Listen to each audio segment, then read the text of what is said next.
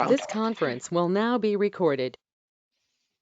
But anyhow, I will welcome all of you. I see a lots of icons or boxes on the screen, and welcome to the BuildERS second colloquium. BuildERS stands for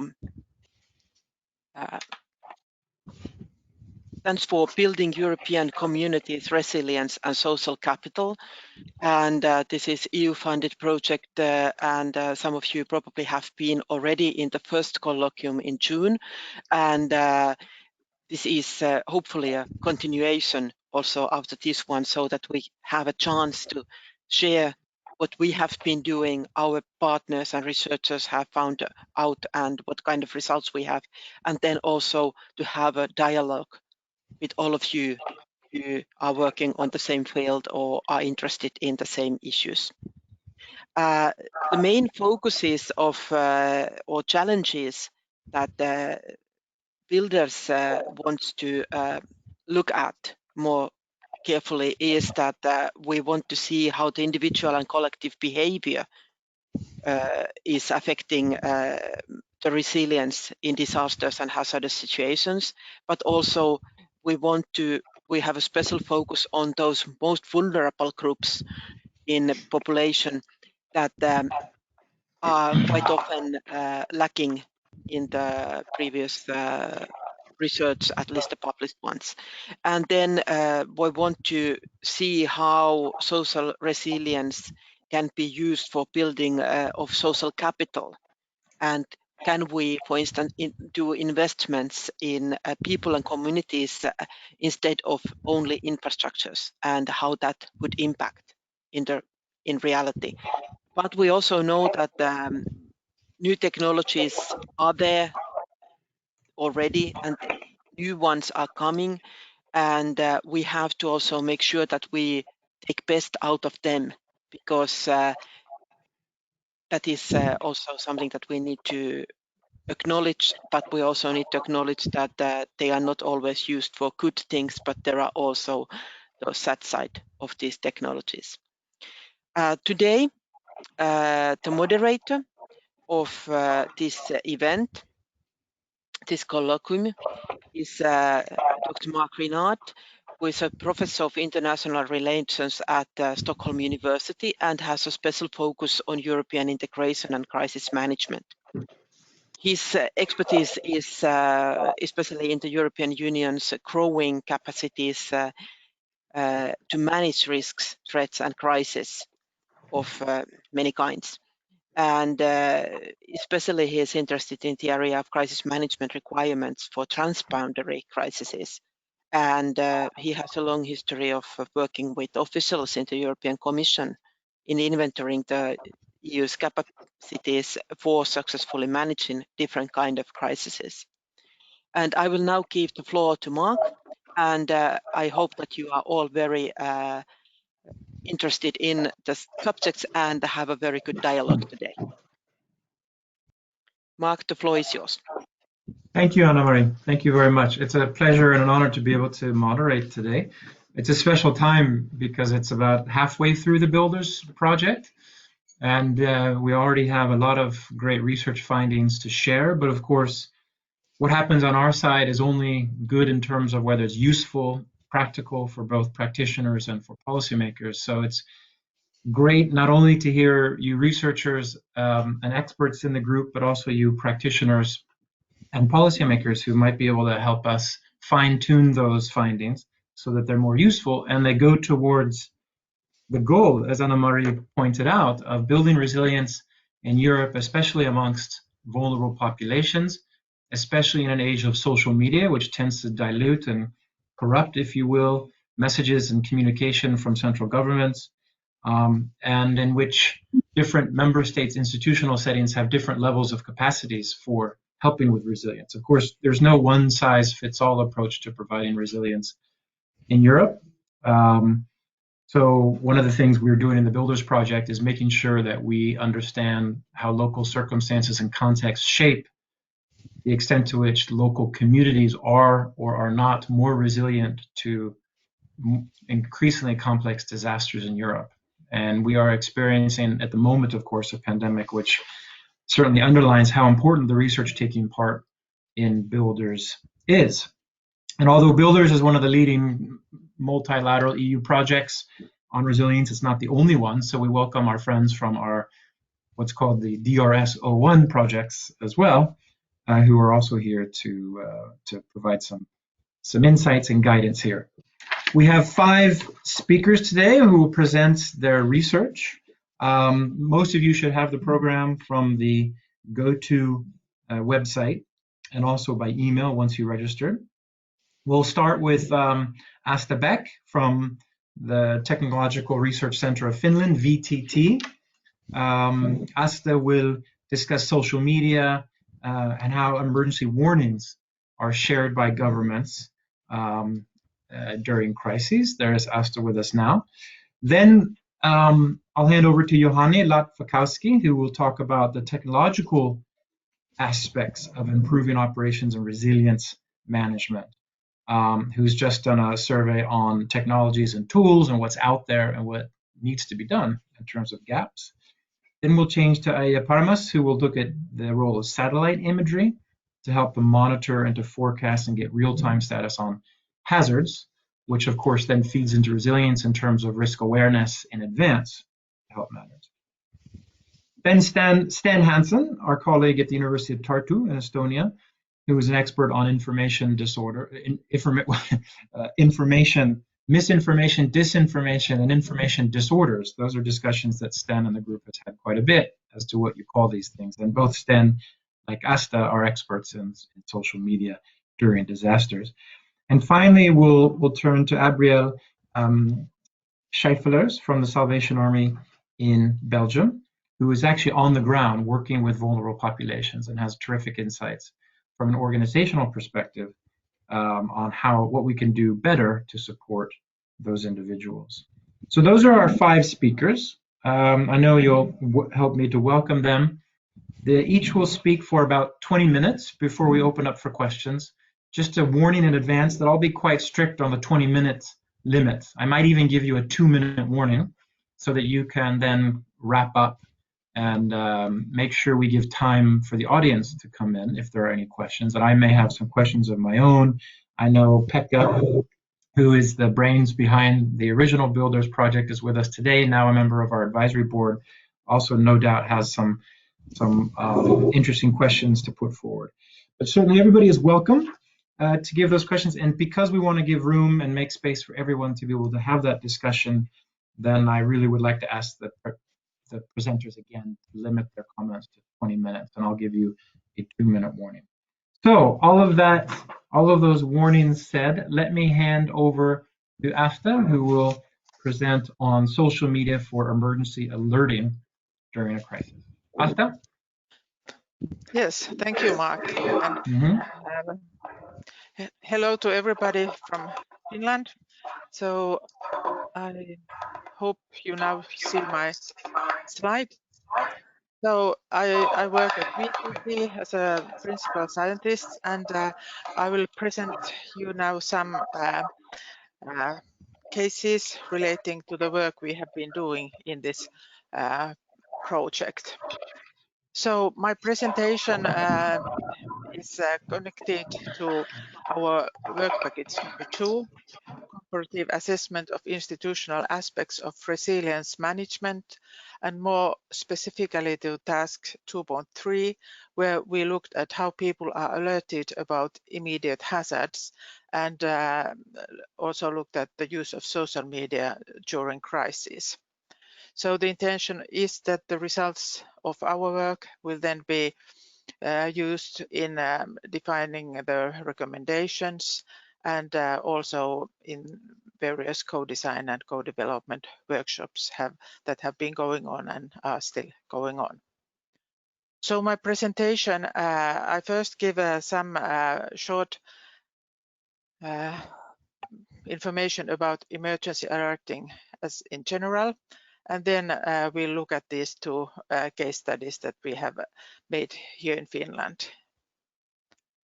So emergency alerting is a hot topic because there is this directive that will be come into effect in June 22, and it says that public warnings should be transmitted to people's mobile devices in the area where a hazard is taking place, and all those who are located there. So in different parts of Europe, authorities are developing these systems.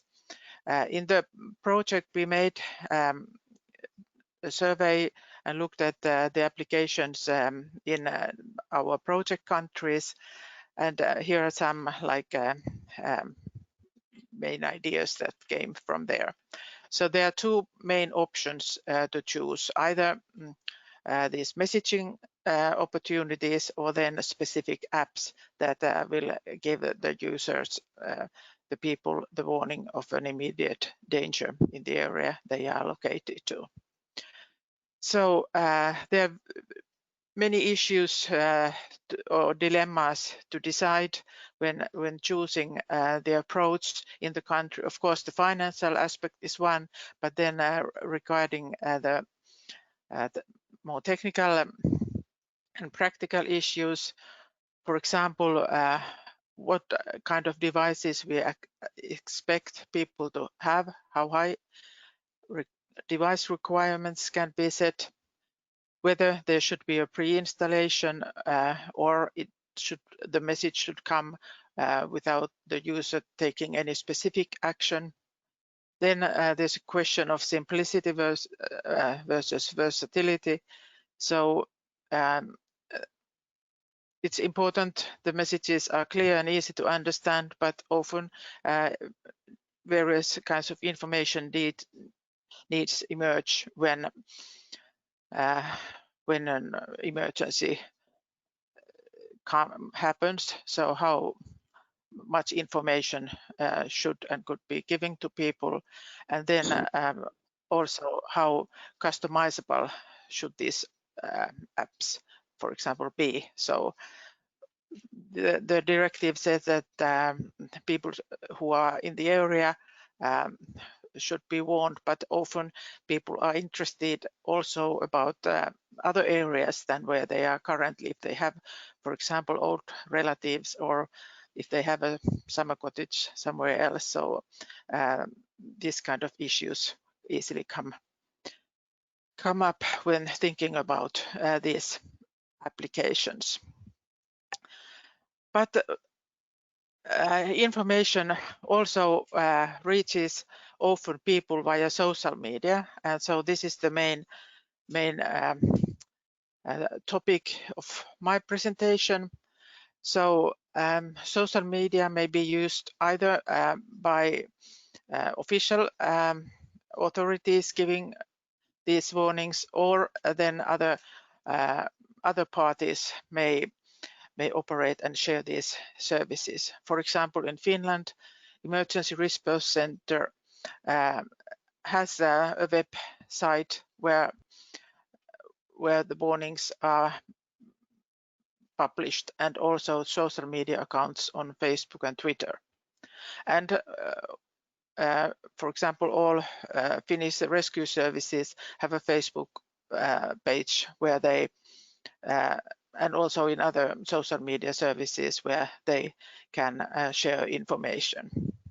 Another operator in Finland is the YLE, the broadcasting national broadcasting company, and they share alerts. And we looked at the statistics from this YLE webpage to see what kind of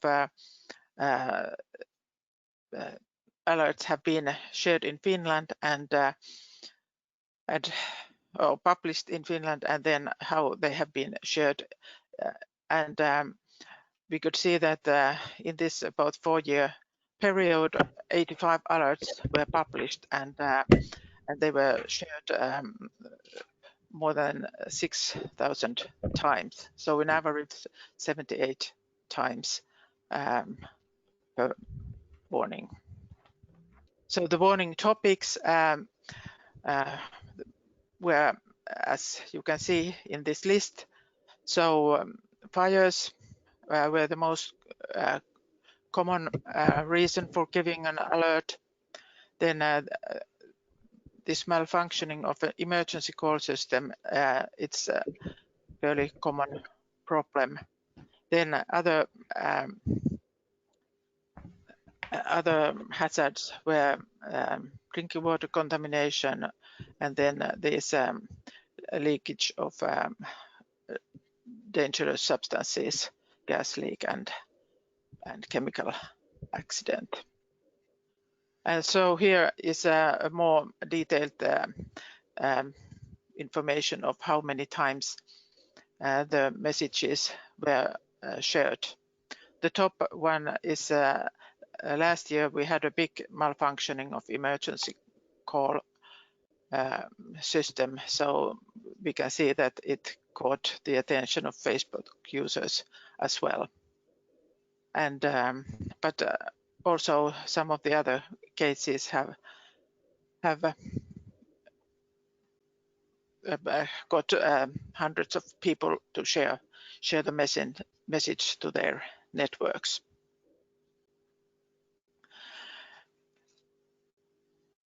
Then we also, so that was about sharing on Facebook. Then we looked at sharing on Twitter, and we searched Twitter archives from last year, and found 17 emergency alerts were published during that time frame. We extracted the tweets from Twitter using the Finnish words for emergency alert, and this search resulted in 462 tweets. So we looked at what was discussed in these tweets, and we found that there were five. We could group them in 5 different categories. Of course, one group was the actual sharing the warning, but then there was also other types of messages informing about the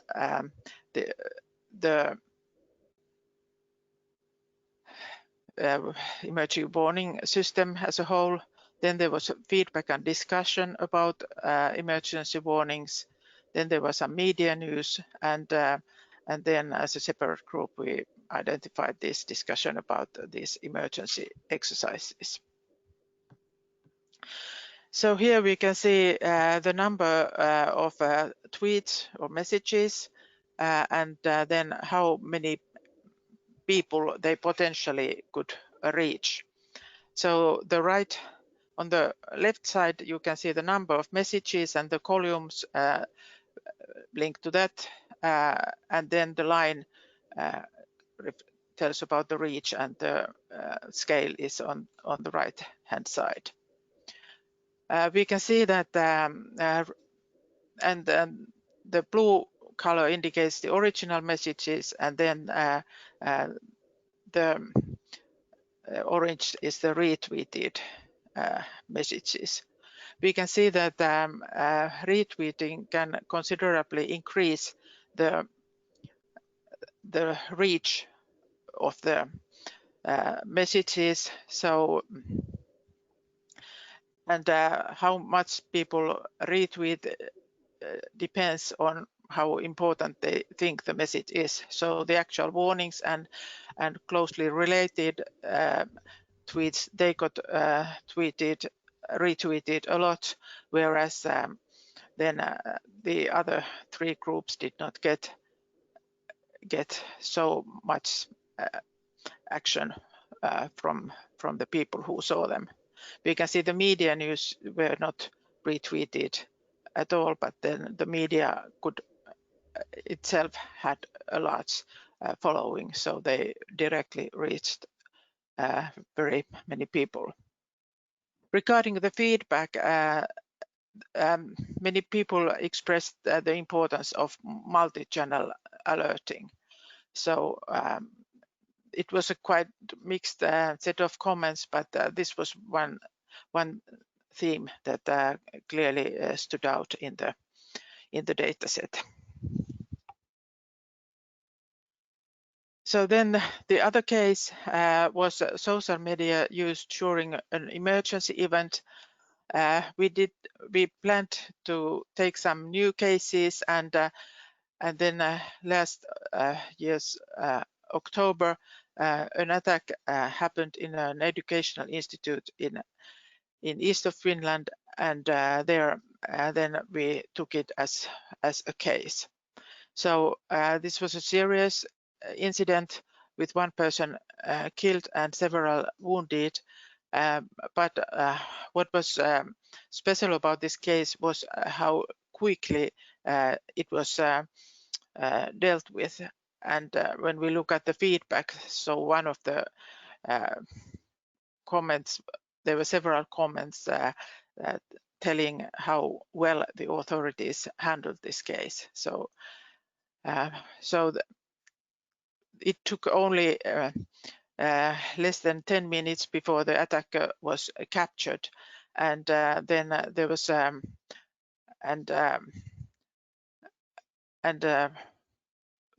4 hours later the police could publish the information telling that this was a Finnish person doing this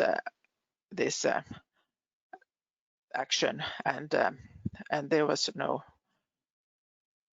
no immigrants or refugees connected to that, but we will come more to details.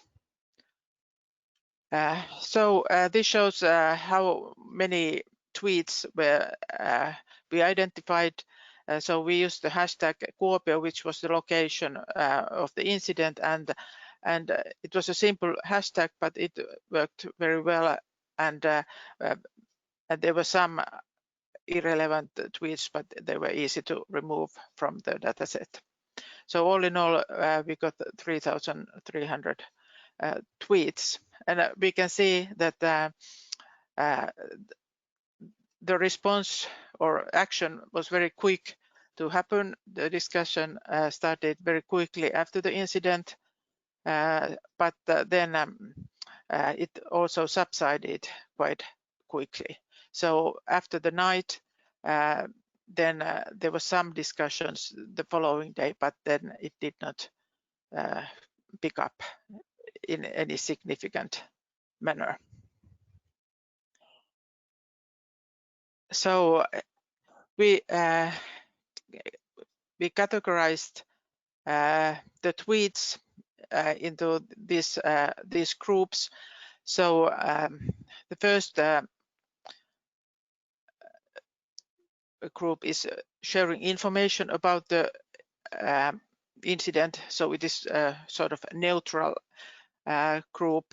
But then the next 2 ones were expressing concern for the people who were involved. So there were various kind of encouragements to coping with the crisis and condolences for the victims.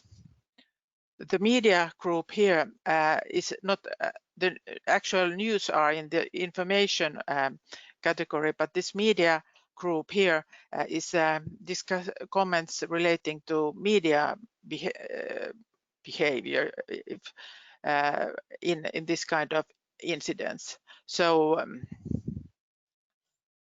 so in Finland there was a campaign not to urging people not to take photographs in accident when an accident or something like that has happened, and there was many people disapproving that the media asked for videos or photographs from the location of the incident.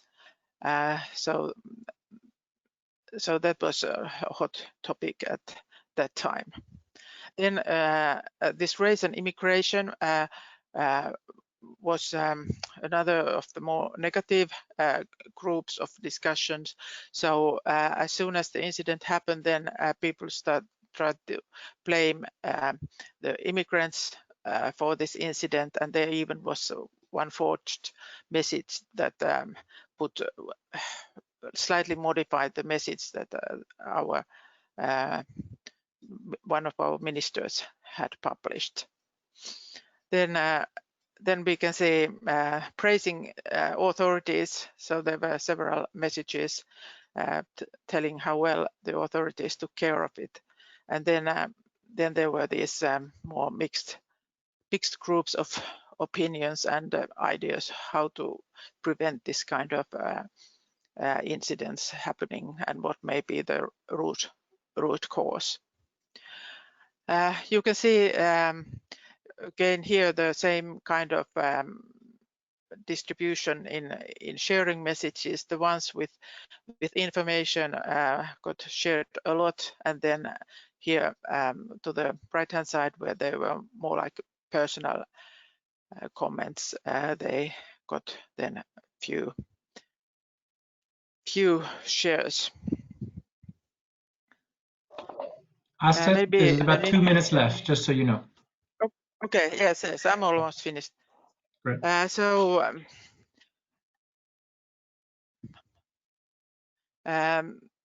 We looked at what was the age of the Twitter accounts, and we can see that Twitter is no new anymore. So the average account age of the users who participate in these discussions was almost 6 years, and there were only two accounts that were active and that had been created after the incident. So probably often these incidents always activate some new people who then join a social media channel and maybe then become active for a longer time. So as conclusions, we can say that social media is, and we can see from these cases that it is highly efficient in increasing the reach of emergency warnings and emergency related information. It does not reach everybody, but neither do TV or radio, so multi-channel communication is necessary. We also saw that interest in a particular event subsided very quickly when there was no reason for speculation. So when the case was closed, then few people had interest in discussing it any further. And we could see that there's both constructive and unconstructive use. So there was a lot of support and help offered, and people shared information they experienced as a thought that would be useful for somebody else. But we also saw the negative sides. Rumors, falsified information emerged. So when there are tensions in society, people are eager to exploit events and spread their idea and political views, even though they would not be connected to that. And so that is one of the things that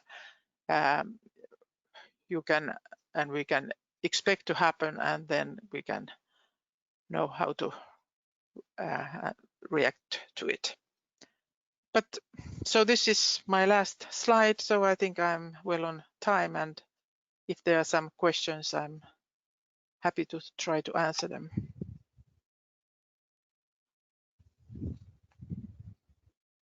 Thank you very much, Jana. That was terrific, and I think it's very useful for both builders and for the broader population to get some more solid numbers behind the use of social media during disasters and crises and the emergencies which you speak primarily about.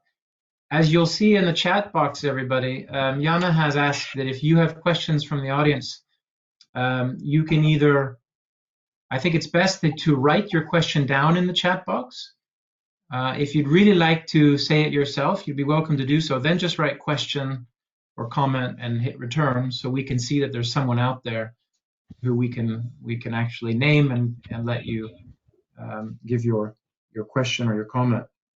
There's just two things that I found while we wait for people to formulate their thoughts, Asta. There's some really interesting findings, I think, in this project.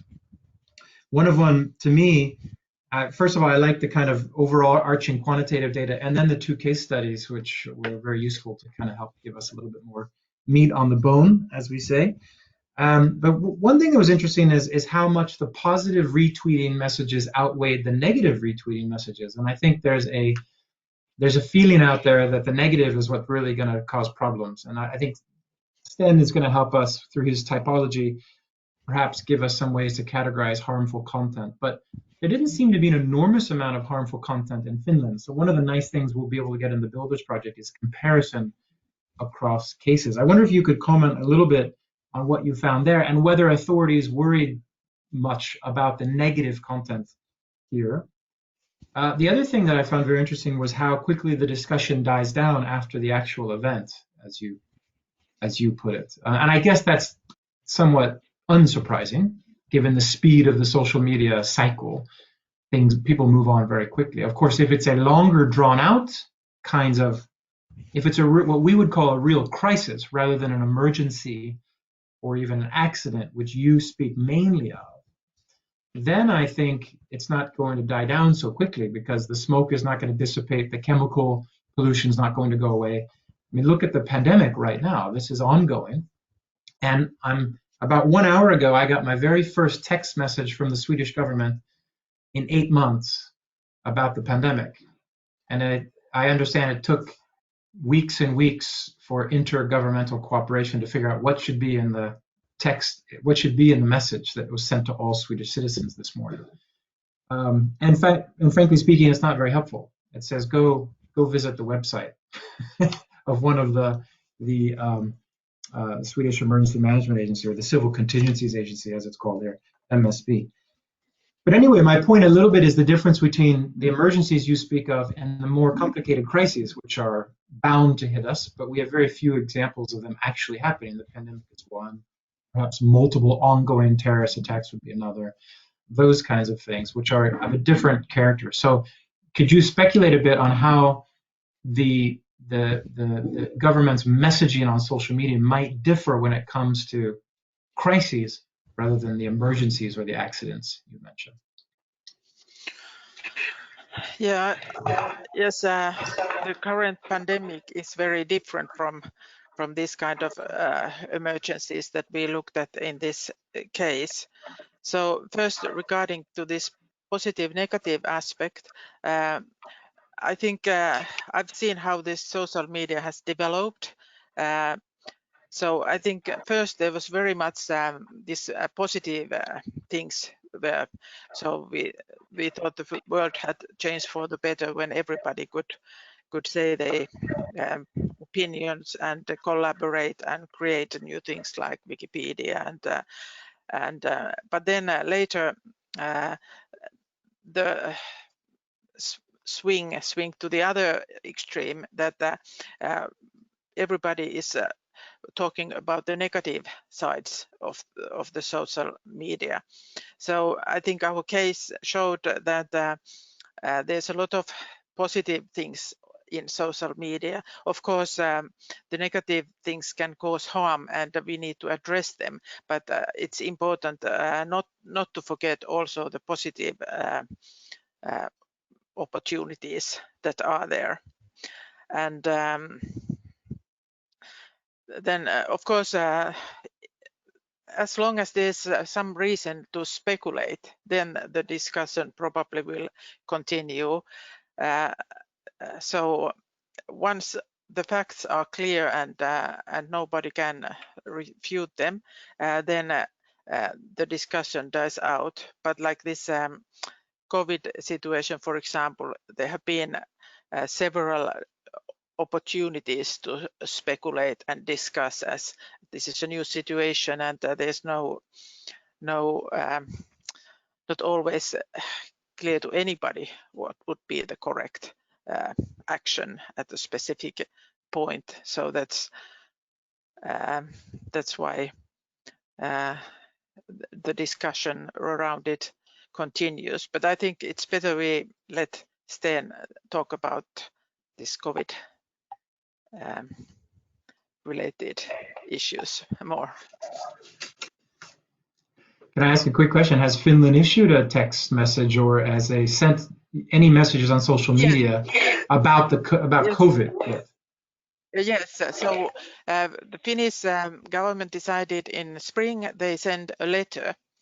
So, and it took, of course, several weeks before it reached people because it took time to print it, decide what to write and print it and deliver it. And then we also got a text message maybe 2 weeks ago, and I actually remember reading that the Swedish authorities were in contact with the Finnish authorities to find out the Finnish experience and what people did. So yeah, I think you put your. What was new in the Finnish message, the information was very small, and I wonder if there was anybody for whom it was news, because it only said the epidemic is strong and you should be careful. But what was new that it was issued in 4 languages. So the 3 official languages of Finland: Finnish, Swedish, and Sami language. But then it was also in English. So that was Right. new, in my opinion. That's been a struggle in other European countries, different levels of income, different levels of connectivity to the internet and social media, and multiculturalism, where people don't necessarily share the same language. So that becomes very difficult just to communicate, of course, in the local language, if you will. So that's one of the things that's coming out of the BuildERS project, especially. And I think the other thing, you put your finger on it, that's coming out of the BuildERS project is the greater the uncertainty behind the event taking place. And of course, a crisis is, the way we define it in my field, is, it's events, it's threats to values, societal values that come with great uncertainty. The greater the uncertainty, the more complicated the messaging and the crisis communication over social media becomes. When we know what's happening, when we know that a chemical factory explodes, those are things we've seen before. We know how to deal with it. We know how the poison.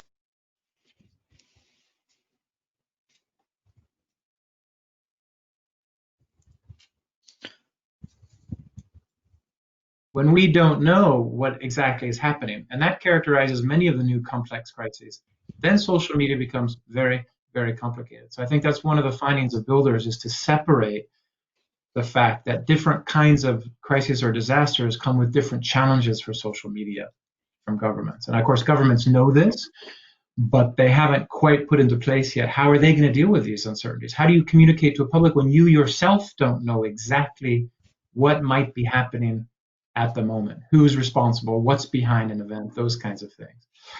So that's very interesting stuff. So my screen has now changed, and I can now suddenly see everybody.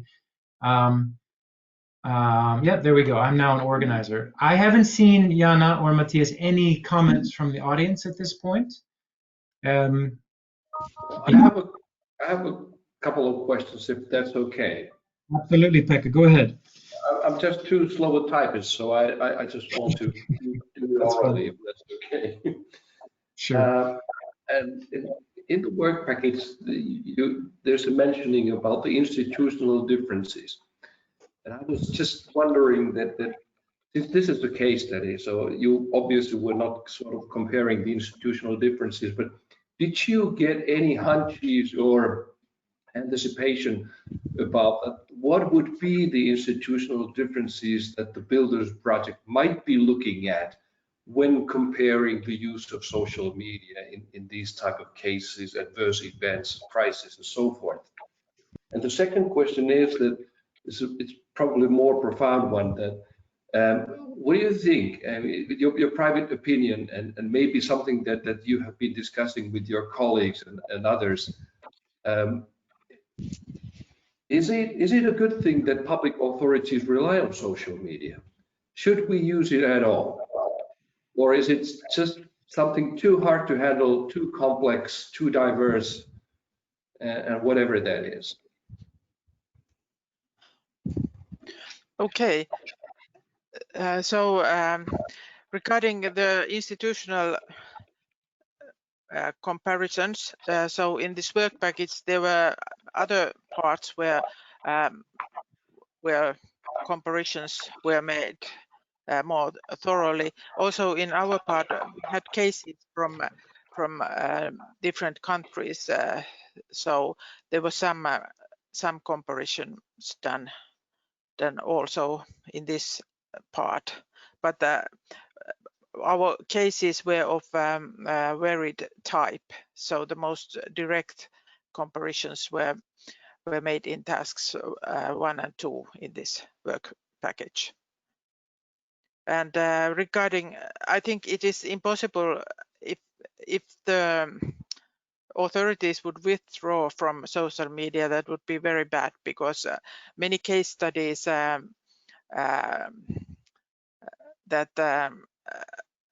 or in these case studies that have been done, so one important finding has been that if the authorities are not in social media, then somebody else sort of takes the lead.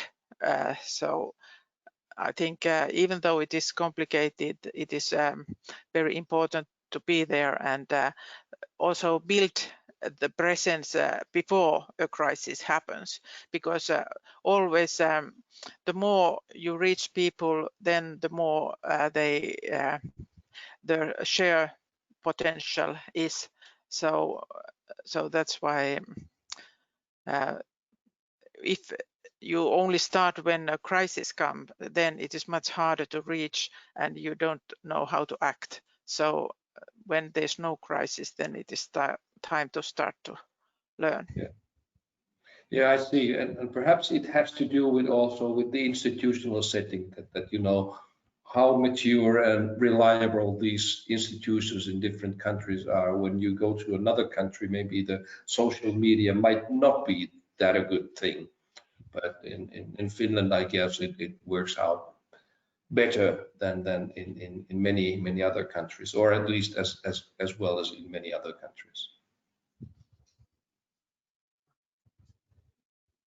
Very good. Thank Well, you. we're going to have to thank you, Pekka. We're going to have to move on then to the next presentation. Asta, thank you very much for your time. Hope you'll stick around, and I'm sure you'll be particularly interested in Sten's presentation, which comes up. All of you social media and disaster types will no doubt appreciate Sten's presentation. Good. Well, now we welcome Juhani Latvakowski, who, turning from one technology to another, is going to present the results of a survey on existing technologies and tools related to disasters, which will help the BuildERS project identify some gaps and some overlaps that need to be addressed. So, Juhani, are you there? Yes, thank you, Mark. Welcome. So the aim of this presentation is to give you snapshots type of views to the results of the survey on technologies and tools that we did in BuildERS project. And there were many contributors in this task. And however, I have collected this presentation myself Friday and this morning. So, and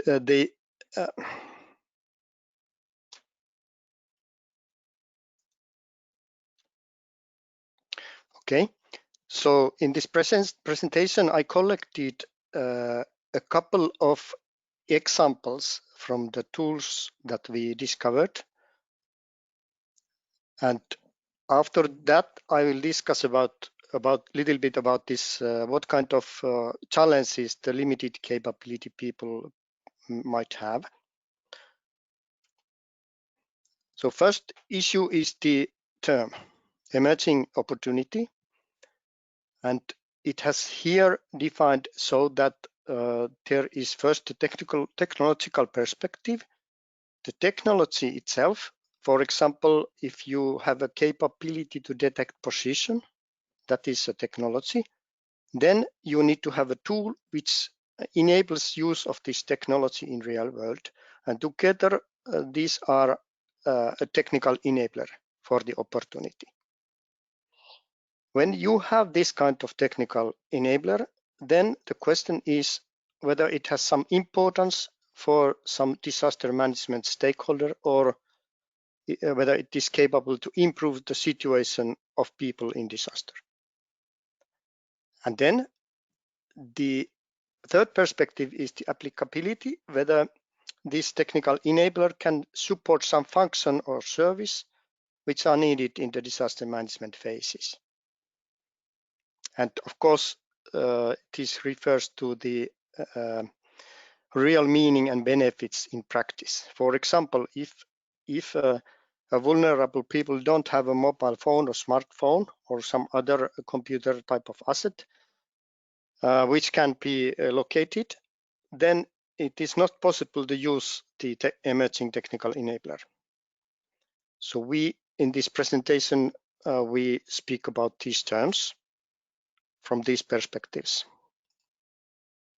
Okay, and if we think about this whole public safety environment as a big picture, there are the enablers like social media, which Asta just speak with us. Then there are IoT assets that are physical equipments on the surrounding of the disaster. And then there may be cameras, and there are assets for real-time monitoring of the situation in the disaster area. There can be new types of elements like drones, and the smartphones are one of the key elements in very many of those emerging opportunities. And big data, capability to process big data, and video platforms. But in the center, you see the official public safety silo, or kind of system which is used by authorities for emergency. And then if we think about what is really in the ICT world, the systems that have been specified specifically for public safety, like public warning systems or emergency calls and so on, they are there, and they are becoming more important. But then if you have a look at the right side of the picture, there are systems that have been done for some specific sectors, like, for example, telecom, energy, traffic, healthcare, infrastructures, and so on. And they may be critical in disaster management. But then if you think about emerging opportunities, it has happened so that most of these have been first published in these ICT sectors. And that is important issue to take into concern. Okay. Then what we did in the beginning of this work, because you know that there are so many things, this scope is huge. So we decided to make kind of importance analysis, and we calculated kind of priorities, or I asked priorities from their different stakeholders of this project, and after this we combined the importance. The result is like this. So the information sharing was the first one, then the use of location-based information. These two were much highly said. And then if you look at the others, this is not the complete true, because for example, the crowdsourcing or social media is a part of this information that is shared. So this is not so, let's say, clear, but these were the indication from the disaster management stakeholders of BuildERS project. Okay. Then if we analyze the applicability of these potentially emerging opportunities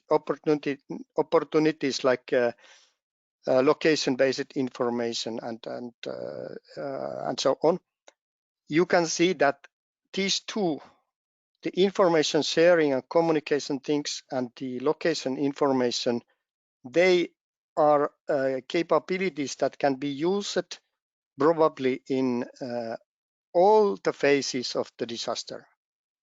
And that is important, I think, to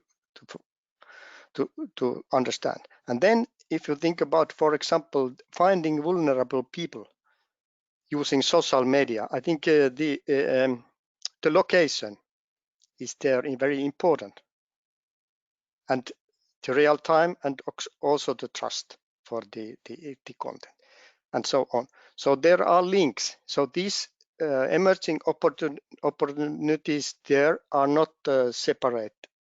They are linked with each other. This is important to know. Okay, and then what we did a survey of these tools from Cordis and very many other sources, and we found there 118 tools which are developed, and the TRL levels, they were split quite equally. However, there was very many tools that are in TRL level 7. That means that those tools have been done and they have tested, but they have not taken into real use. And that is kind of important message that perhaps work should be done to get the tools into real use. That is important. Okay. Then we classify the tools like this. So there are technologies and tools that are related to the guidelines, methods, organizational development, training, and education. 31 tools were found out, and then you can see in the right-hand side, you can see some examples of those tools. Then we have tools for risk and related to natural disasters, and technologies and tools that are related to the collaboration of multiple ecosystems, cyber physical systems, or advanced Internet of Things solutions in disaster management, and tools for enabling more or less real-time operation during the crisis or disaster events. There are, you can see here, a couple of the examples. These are just taken out from the survey. There are many other tools too, and I have a plan later. I can show you the plan, what we do with these tools, but these are just a snapshot of those tools which are there. There are many other tools too. And then the pandemic, this COVID, it happens in spring, and we were just analyzing the tools at that time, and because it was just on there happening, then we take a quick analysis of those tools in the survey.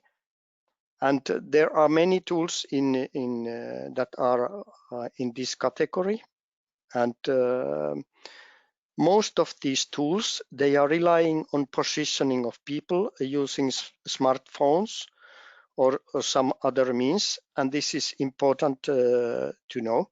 And for example, the tool which we have here in Finland, the Koronavilkku, I think it works so that there is no need to identify the person.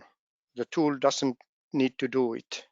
But there are tools, for example, the Chinese one that use digital codes with smartphone application to control access of people out of home, taking a subway, going to work, entering cafes, restaurants, and shopping malls. And it's easy to see that when you bind the identities of people with the location of persons, then it's very serious risk for misuse. Okay. Then a couple of examples that I have taken out from all these tool set. From those 118 tools, I selected a couple of examples. The first one is the solutions for public warning systems. And these are just the examples, but there are, for example, tools like Nexus Emergency Applications, which is a platform and interface for enabling application development, which is in line with the pan-European emergency application ecosystem, which is specified by ETSI. And this is one area. And then emergency call, Tilannehuone, Radiation Today, and Save My Life. By the way, this Save My Life is application that has been developed by University of Indonesia, and they are in this project. And all these, they really assume that the person has a smartphone or other respective computer asset with them. And the location, they are based on location. Then the second example is the tool that which name is temporary population, that has been developed by Positium, that is in BuildERS project. And they the tool is taking the location of people out from the mobile network operators, and then they analyze them and look where people have been let's say before 1 day. So it's based on past mobile positioning data, not real time, and then using the tool, it is possible to see where people have been. This is a kind of dashboard where you can see where people are, and then you can see the variance of number of people as a function of time in a certain municipality area in the right down in the picture, and then you can see some movements of the population. I think this is a very interesting tool based on location awareness. However, there is not so much about the vulnerable people, how you can locate them, but you need to have some more information from databases. And then the question is how real time this is. But this is a very nice tool to improve the preparedness to disaster. Then one example is simulation-based collaborative real-time training of responders, a TRASIM tool. And this tool can be used for help in training real-time messaging of responders towards wider audience. And in this screenshot, you can see that there are multiple feeds from multiple social media sources and press, and they can be sent to the responders in simulated manner. So the training center can send these messages to the responders that are in the exercise, and when they see it, they should act accordingly to the simulated feeds, and they need to give their messages to the public wider audience, and then operate in their operational level using other messaging channels and their command lines and channels.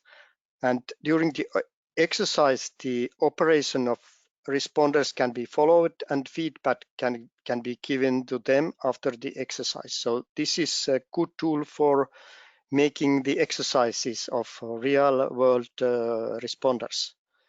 And interesting issue here is that you can see here, let's say in a single view, feeds from multiple social media sources. But is there any tool which you can use in real world? Because there are so many social media tools. Can you see this kind of single view to all of them? Is there such a tool? I don't know, but maybe you know. Okay.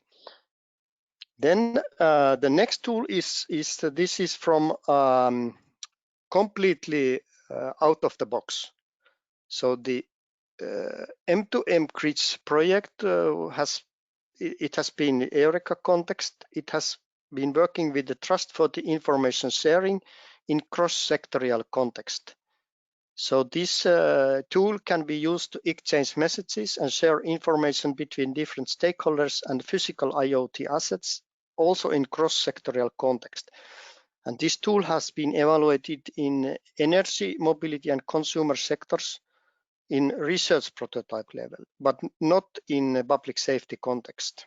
And I know that currently the work is working with the trust and privacy protection process in prototype level, and this is just now under development. And if you are interested about this one, you can contact me because I'm actually leading this work. Okay. So this is an example which is not in public safety context, but it has means and issues to provide for the cross-sectorial and physical IoT assets information exchange. Then one example from the location-based tool for this COVID pandemic, and this tool is representing the global epidemic situation. For example, today morning it was 1.6 million people has death up to this morning. It's 8:37 a.m. today morning. And this tool is using the ArcGIS, which is enabling mapping of information on top of the map. So this is a very interesting tool, and as far as I know, it has also been used for satellite picture analysis. But this is a view. Of course, everything depends how valuable or how much you can trust for the information, but this is a kind of view which is very useful. Johanni, we have about 2 minutes left. Yes, that's enough. Thank you. Okay. Perfect. So the important issue is that usually there is this physical asset that needs to be there if you would like to apply these new emerging opportunities. For example, you need to detect the location or show warning or alarm or situation. When there is vulnerable people somewhere in the disaster area without such capabilities, then it is a real challenge to find the location of the person. And in that case, it might be possible to use crowdsourcing or drones or artificial intelligence with the imaging. But then this should be done before, during the preparedness phase in a smart way. And as I think you need to know where those people are. You need to probably use multiple databases for that, and it's important to share information to make it. Then if the person, a vulnerable person, has the physical asset, then it's much more easier, but then the trust, security, and privacy and ethical issues may cause challenge. And then it also requires that the people are capable to do and use those tools. And that is very important. So there is a kind of digital divide between people, and this is a challenge.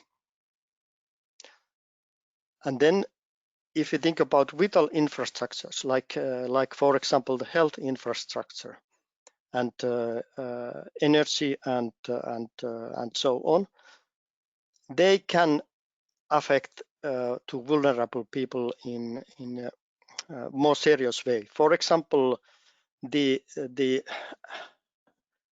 attack to the health service in Finland recently with Vastaamo was very challenging, because those people that identities were theft, they are, let's say, they have challenges with their mental health, and therefore the identity theft, it can be much more serious for the people that are not capable properly to work, how they prevent that their identity is not misused. And also the electricity, there may be people that are depending on electricity, or the people need to work but they don't have the information, so it's difficult to work or make the required actions in case of disaster. Okay, so this presentation is only a snapshot type of view. There are a huge amount of information behind, and there are many things that still need to be taken out from there. But the idea is that work continues towards more detailed evaluation of these emerging opportunities. And the plan is to organize a set of virtual collaborative workshops with end users and disaster management stakeholders on these technologies and tools. And the candidate themes are listed here, but this is not fixed. So if you have any comment to these themes here, and you would like to join some of these workshops, please send email to me, because the aim is to go into more deeper level in the tool analysis under each of these themes. So this is all what I would like to share you today. Thanks. Thank you, Johanni. Could you put the last slide back up so that the group can comment on your requests, those candidate themes? I think it'd be very useful to get comments from the audience as to whether these are indeed the themes that they think we should tackle in these virtual collaborative workshops with end users, yes, right? Yes, we can adjust them. Yeah, and I think from experience, I know that getting end users' input on technologies that we are presenting is enormously important, because the disaster management practitioner field is littered with technologies that research projects have suggested, but really had no use in practice from people who actually use them. So I think getting that feedback is enormous.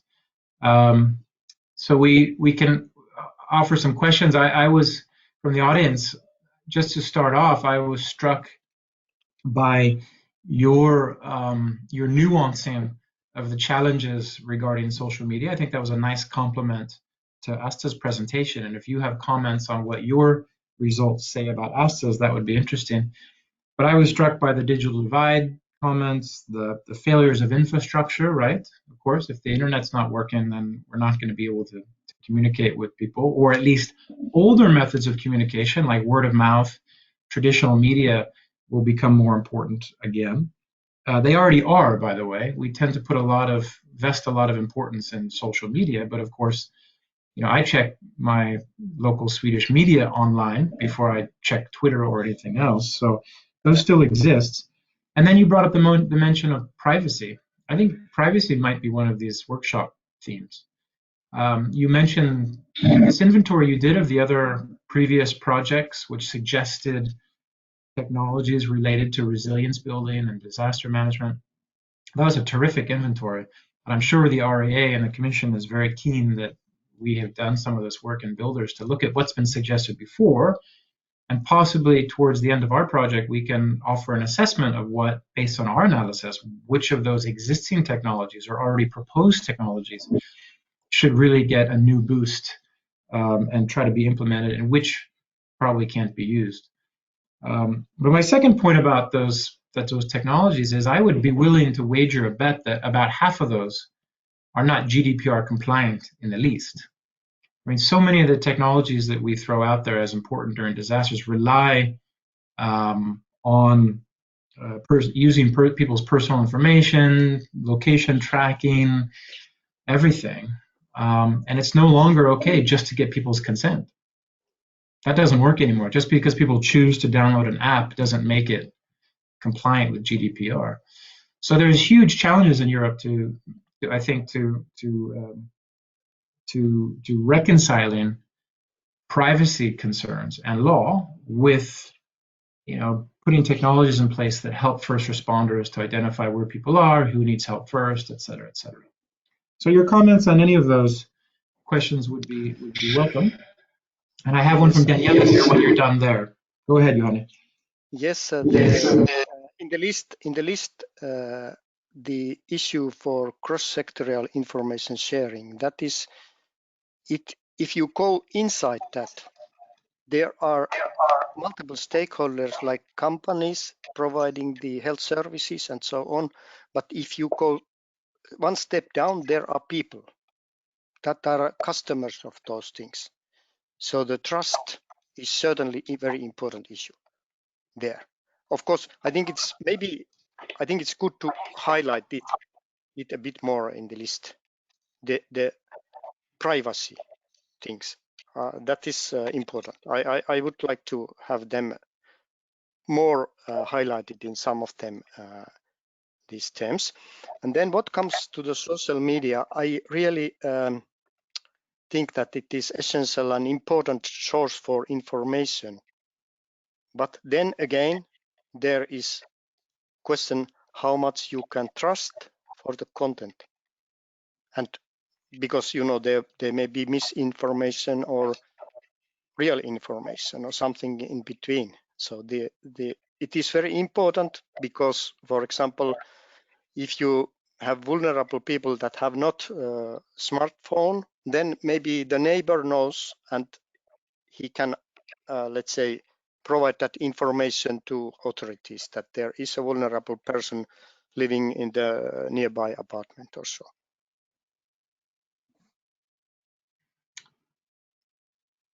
Great, and I notice our colleague Sunniva Meyer mentions that in Norway, and of course there's been a lot of examples of this too, where in Sweden, development of apps were stopped or withdrawn because of privacy concerns. They simply couldn't reconcile GDPR restrictions with the building of apps regarding crisis management, disaster management, what have you. So that's all over the place. I think Daniele Debucci, one of our advisory board members, asks, one of the issue with these new technologies is that whatever is proposed to decision makers, and of course, if we want, we can distinguish between technology aimed at first responders versus technology aimed at what Daniele has called decision makers, which operate at slightly different levels, right? Decision makers are arguably, in many countries, it could be said they're making strategic crisis management decisions for the whole of society. First responders are making in-the-moment decisions about how to find people, how to get to them and respond to them. But in any case, Daniela mentions that whatever information systems are being proposed for them, whatever technologies are being proposed, they have to be reliable, they have to be easy to use, because otherwise, and I don't know if Daniela will agree, but they just become yet another stream in an avalanche of information that decision makers have during crises and during disasters. And what works in those situations, what's used in those situations is what works. Everything else is thrown away from our discussions with practitioners. So they have to be very, very practical, very, very pragmatic, very usable on a very basic level. No complex knowledge or training of these systems has to be required in order for them to be useful for practitioners. Yes, if you have a look at the survey that we did, there are huge amount of tools that are in the tier level 7. That indicates the same direction, that there are tools which are good, but they have not taken into use. Right. And that is important. And I think it's important to really to evaluate and try to develop them in such a level that they are real benefits for the disaster management processes and stakeholders and also people that are in disasters. Yes, and I would think that the BuildERS project, by the end of our years together, based on our findings of what's necessary, would be able to take a new look at your list, Juhani, and add some new insights on which of those technologies really should be revived and taken forward and implemented, and which should just stay where they are, which is not used. I think that would be very useful for Europe as a polity. And I see a few comments coming up here, if I'll just repeat them. Laura Pettersson wonders, Juhani, whether a category which distinguishes between technologies that push information out there, or whether it pulls information in and enriches it, and then presumably sends it on to somewhere else. And then Mathieu, our colleague, are you investigating new operational challenges or risks associated with these emerging capabilities?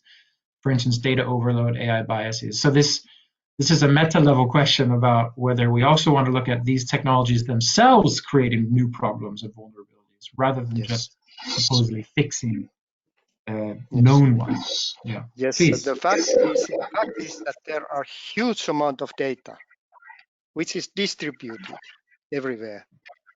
How do you get the data to your use when you are making decision, whether in the disaster area by the rescue teams or in the decision makers? Exactly. Yes, this is important to concern. Mm, mm. The scopes of information space, that's the issue. And Matteo, your point is one about what I would consider the field of critical security studies, right? So basically the extent to which what we're doing here, are we doing this with any sort of reflection on how this collection of data, pushing it out there, analyzing it with new kinds of algorithms, introducing new biases in the data, affecting our policing and first responder capabilities will be affected. I think, to be quite honest, that's outside of the BuildERS project and what we are asked to do, but it's certainly extremely interesting. It could be the next follow-on from a BuildERS project in the future. And something BuildERS would be socially responsible to at least remark upon. I guess you'd probably agree with Matteo. Okay, good. We probably need to move on in the sake of time. Johanni, thank you very much for that. We'll now turn over, keeping with the role of technology, but perhaps new inputs to technology, satellite imagery, and how updated satellite imagery to help monitor and forecast risks can be useful for resilience in Europe. That is Aya. Are you there somewhere? Yes. Coming on board now from the VTT in Finland. And again, we'll say 20 minutes, and I'll give you a warning after about 2 minutes. Okay?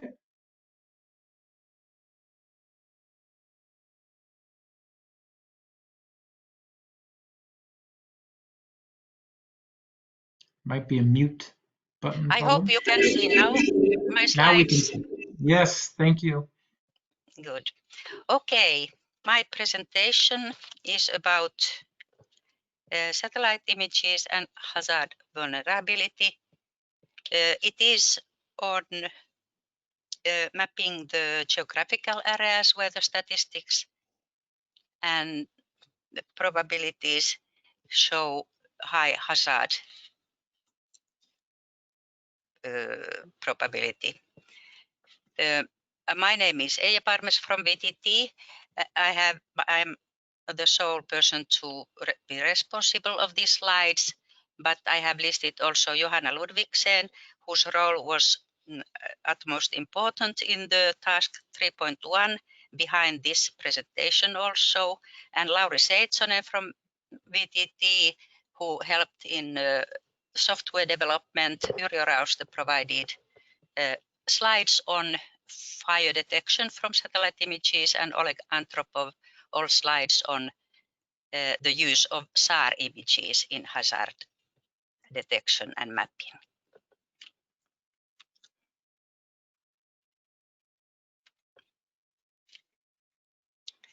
So the content of my work is here. First, I will present you the objective and results of the BuildERS task 3.1, which, like I said, is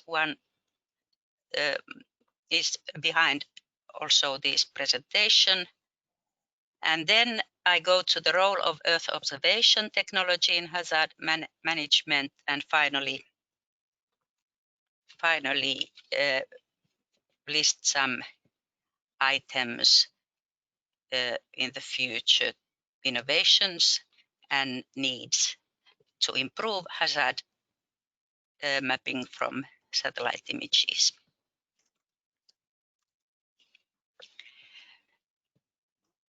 So the objective of the task 3.1 was to locate areas and vulnerable populations and the significant risk.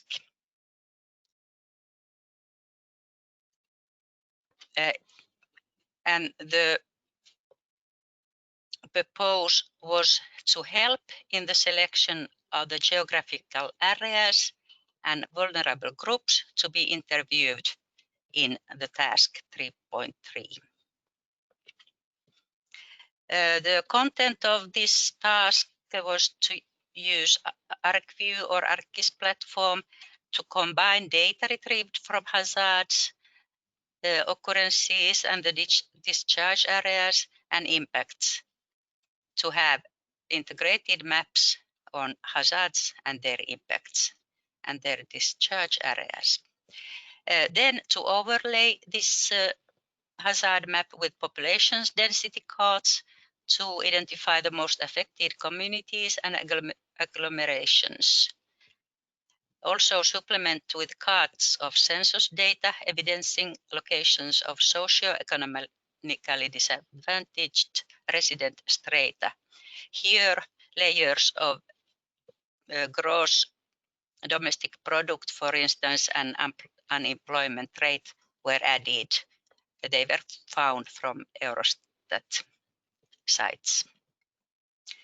Also, we should have supplemented this with on-ground information to produce a vulnerability card showing concentration of survivors, and especially vulnerable survivors from communities affected. But this has not been done because of ethical challenges, and we have planned in September that we transfer the maps that have been result from this task, the hazard maps, we transfer them to SAL so that they can use that as background and add the information they have on the vulnerable groups, their locations and the shelters and so on.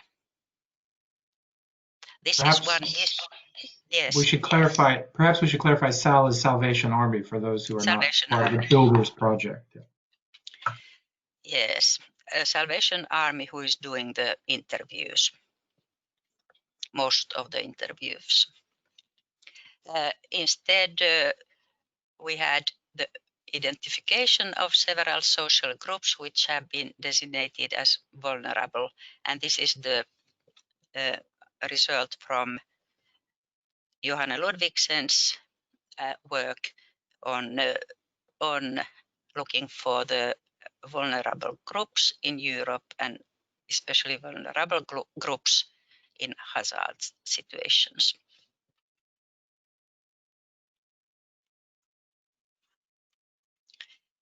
So the task 3.1 then started with the inventory of sites where we can find information on hazards and also severe weather extremes. There is a number of sites showing historical hazards or alerting from current hazards. I have here bolded those that were mostly used. The Copernicus Emergency Service is very up-to-date site on all kind of hazards. Then European Severe Weather Database was important. Also this EUMETNet Alerting Europe for Extreme Weather, which collects weather alerts from all European countries. And USGA's United States Geological Survey provides global earthquake events. That's also a very useful site to get also very recent earthquake events globally. Then, of course, we used also national services, especially for the weather cases, extreme weather cases. And national and global news was very important information source regarding to human losses and damages, because we mapped also those from all those hazards that we could find information on. So the results of the task 3.1, first result was this severe hazard table that was collected from the sources listed before, and between 2015 2019 we had about 180 hazards in European countries, in the BuildERS target countries, and we can say that this has been severe because all of them, they have human injuries, human deaths, or then the nation has asked an imaging request from the Copernicus Emergency Service. And this is of course done only when there are severe impacts that can happen from this hazard. So this table was the first one result. Then we had the second results was a software that queries hazard data from different hazard sites, especially these that are listed here, the same that were listed, part of those that were listed earlier. The query looks for hazards. You can there define, for instance, the timeline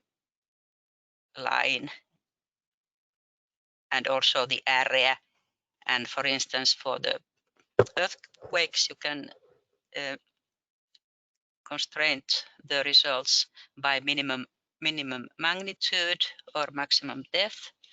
Then we have these information in GeoRSS format or GeoJSON format, and these are then converted to KML, shapefile, or GML, which are directly then can be used, for instance, in ArcGIS maps and ArcGIS Online or Google Earth. These are the three cases here in the right of the slide.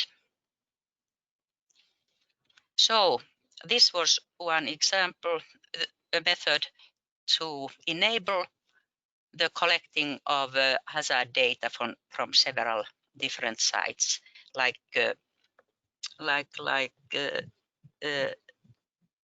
Juhani mentioned, that the data is split all around and it's difficult to get a view. This is one small step towards that, towards correcting that. And then the third result from task 3.1 was the identification of vulnerable groups. And here is only shortly of this because but the deliverable 3.1 contains a very deep analysis of vulnerable groups in European hazards. But here the groups have been elderly individuals who suffered more than population at large from heat waves. Homeless families, of course, are the most important group,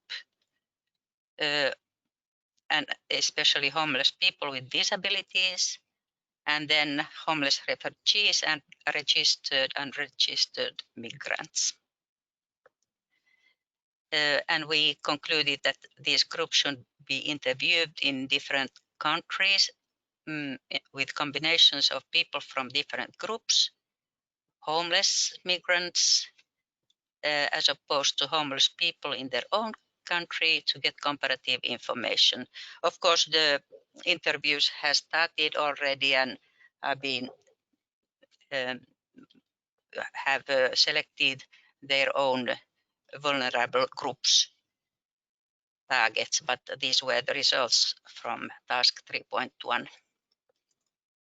And they confirm quite well to the selected vulnerable groups in the interviews. Then I go to the role of Earth observation or satellite images in hazard management, where I introduce the principles and examples of systematically updated satellite imagery to monitor, forecast and get real-time status of the hazards of Earth.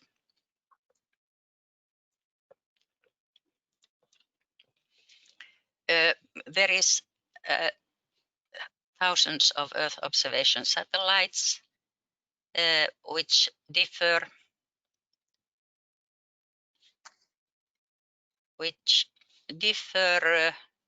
for their spatial resolution.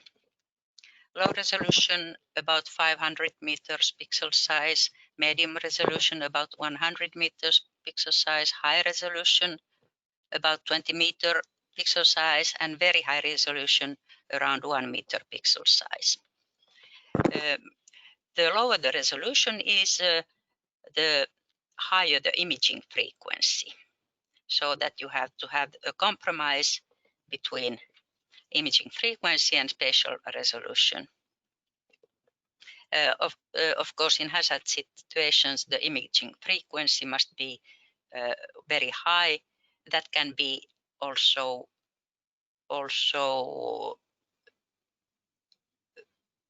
gained through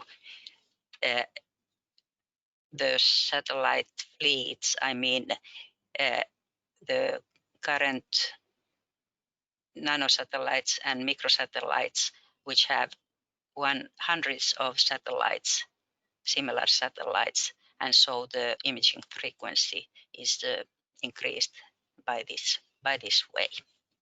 The satellite instruments, we have optical instruments, radar instruments, and thermal instruments.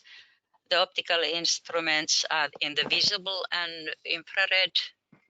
And here we have, for instance, WorldView 1 satellite here showing Sentinel series satellites are optical, Sentinel-2 satellite optical. Then we have radar instruments in satellites, for instance, TerraSAR-X here, and what was the other one? ArraySat. And then also in the different satellites we have different spectral resolution. We say multispectral instrument when the bandwidth of the wavelengths is from 50 to 100 nanometers, and in hyperspectral the bandwidth is only 2 to 10 nanometers. So we get a spectral profile from that and can more accurately really map the different materials on Earth. This image here is from In the Sky org, and from this address you can check anytime what is the real-time situation of satellites above you.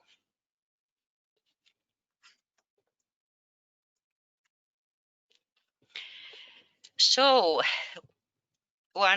the most important, very important site, of course, is this Meteo Alarm site, European site which alerts for extreme weather cases.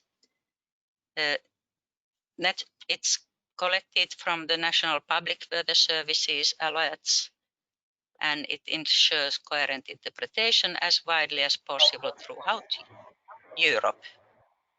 Excuse me, is there something?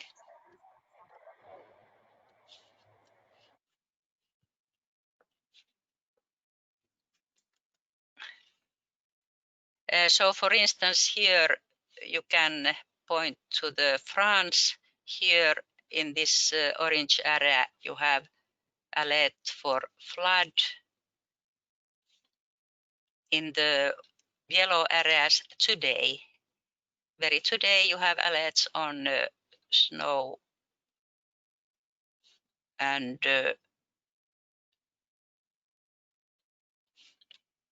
you can select here also tomorrow to have an alert beforehand of these extreme weather cases. Then another, this was of extreme weather, the most useful site in Europe. And then the other one is on hazards, I mean other hazards. And it's this Copernicus Emergency Management Service, which uses satellite images to get as quickly as possible the discharge areas of hazards and maps also, if queried, the damages on Earth. It's free of charge, mapping service, but only the national authority can trigger the imaging, the satellite imaging. And these national authorities are listed behind the link you have here. Aya, sorry to interrupt, but there's about 2 minutes left. Okay, thank you. Mm-hmm. Yes, okay, better that you go yourself to see further this. It's a very up-to-date, and here, for instance, site here, for instance, you can see the all hazards that have been mapped by this service in 2020.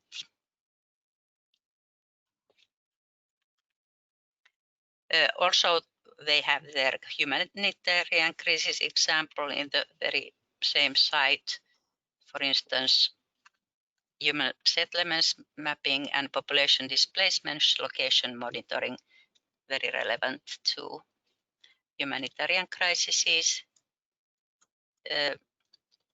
Then I go to the applications from satellite images. This is an example of forest fire monitoring with low resolution satellite images.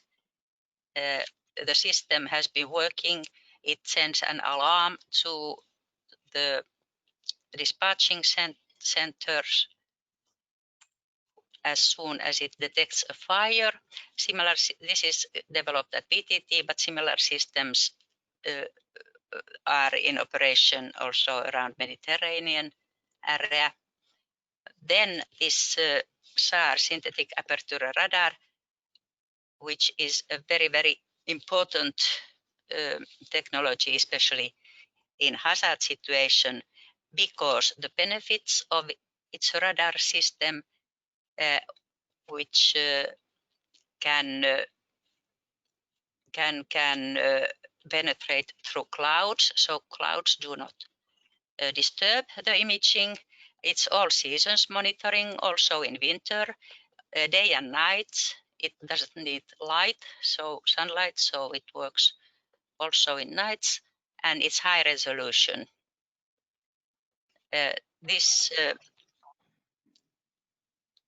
Maybe this is enough for this. And 3 examples: flood mapping with the TerraSAR X and Envisat ASAR, flood detection in Tartu area. You can see from here, from the graphs, that the flooded areas can be separated also under forest areas. For instance, here deciduous forest areas or mixed forest or coniferous forest, you can see the non-flooded areas and the flooded areas as separate distributions here of the backscattering signal of the SAR.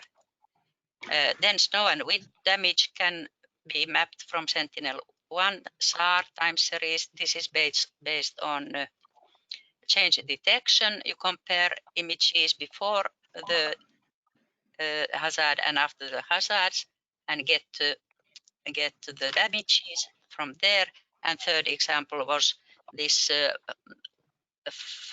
land fast ice displacement, where SAR is used in the interferometric mode, so that the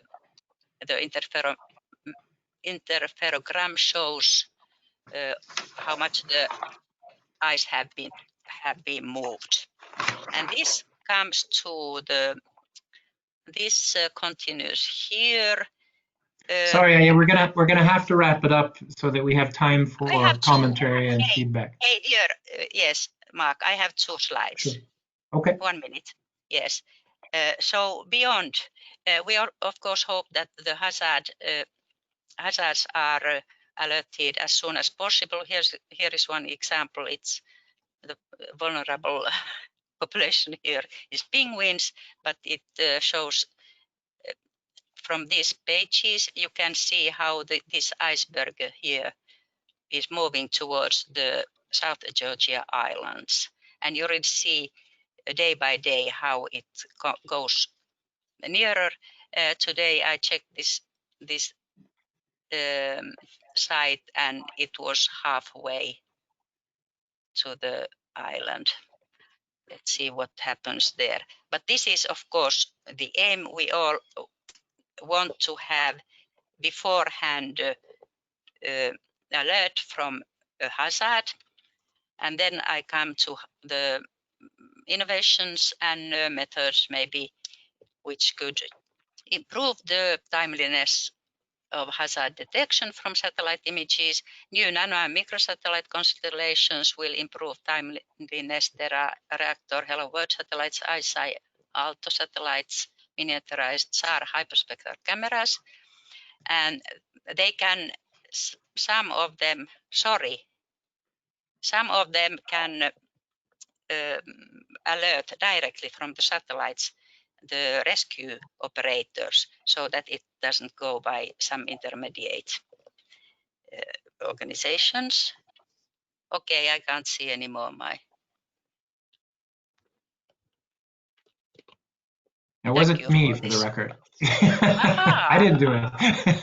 Okay, there was some 2 things still. Well, that's okay. That's we have a lot of information to get our teeth around now, I think. And I mean, I think the systems about hazards and severe weather are incredibly important data points for our discussions in the project about helping with risk awareness, helping with prevention and anticipation of things which are coming. So I'm sure there's some comments from the audience. I have lost my chat function for just a moment. So Jana, if you see anything that needs attention, please let me know. I just had a quick question, if you'll allow me to throw in. Yes. One is, when we talk to practitioners, and perhaps some of the practitioners around our virtual table today have something to say about this, but the problem is not it's not a lack of systems, of information systems. The problem is too many systems. Do we have much data on the integration of these systems? 2 questions for you, and just curious questions. Do we have information on integration, the extent to which they can be brought together to be more useful for practitioners? And secondly, do we have information on the extent to which they're actually used? You mentioned that some of these sites are very useful, as you say, but how do we know that? What's the data that this is getting used by either Daniela's decision makers or the first responders, whom we're also concerned about in the BuildERS project? Yes, exactly.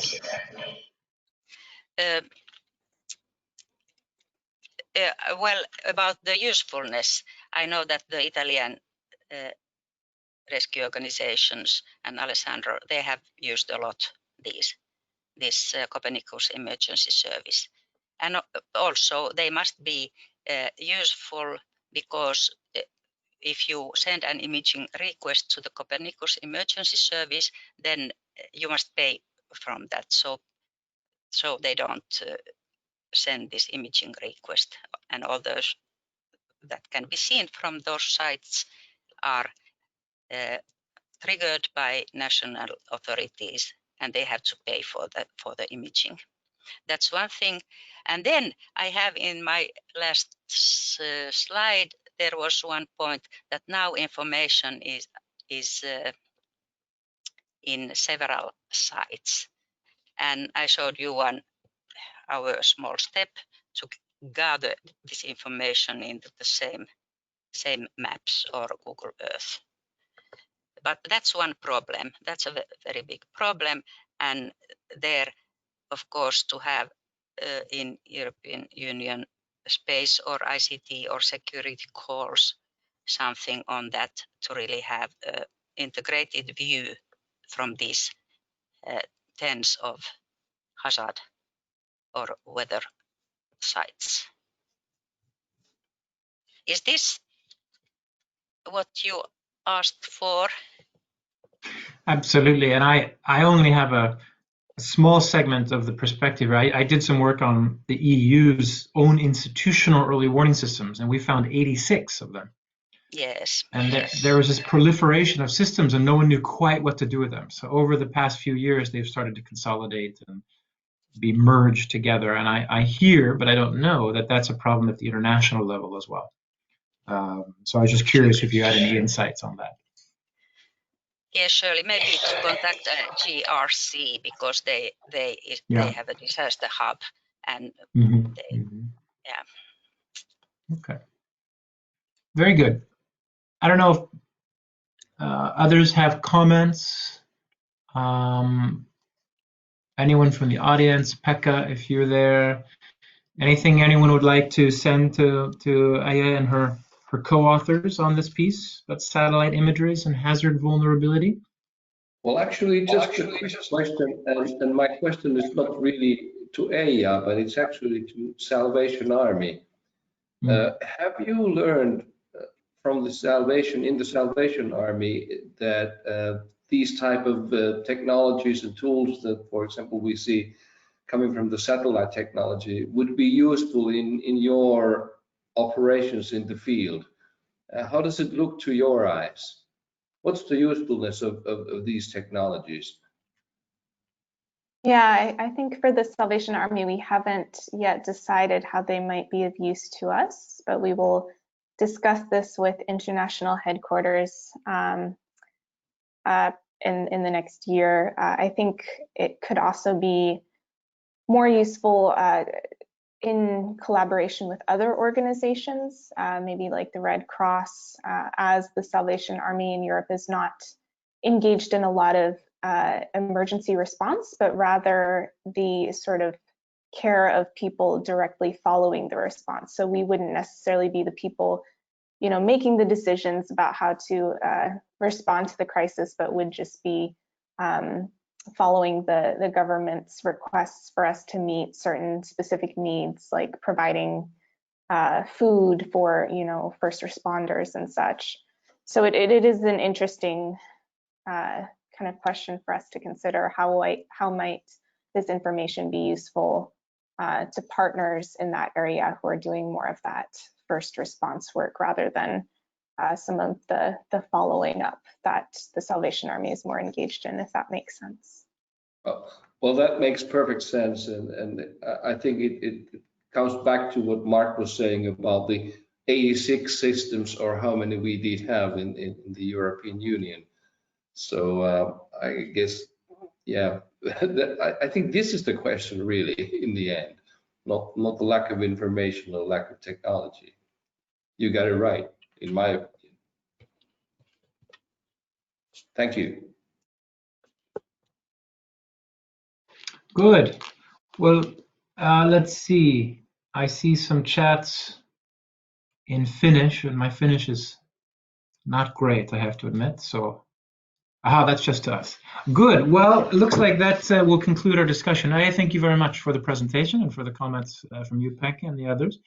We have two more presentations and roughly 1 hour to go.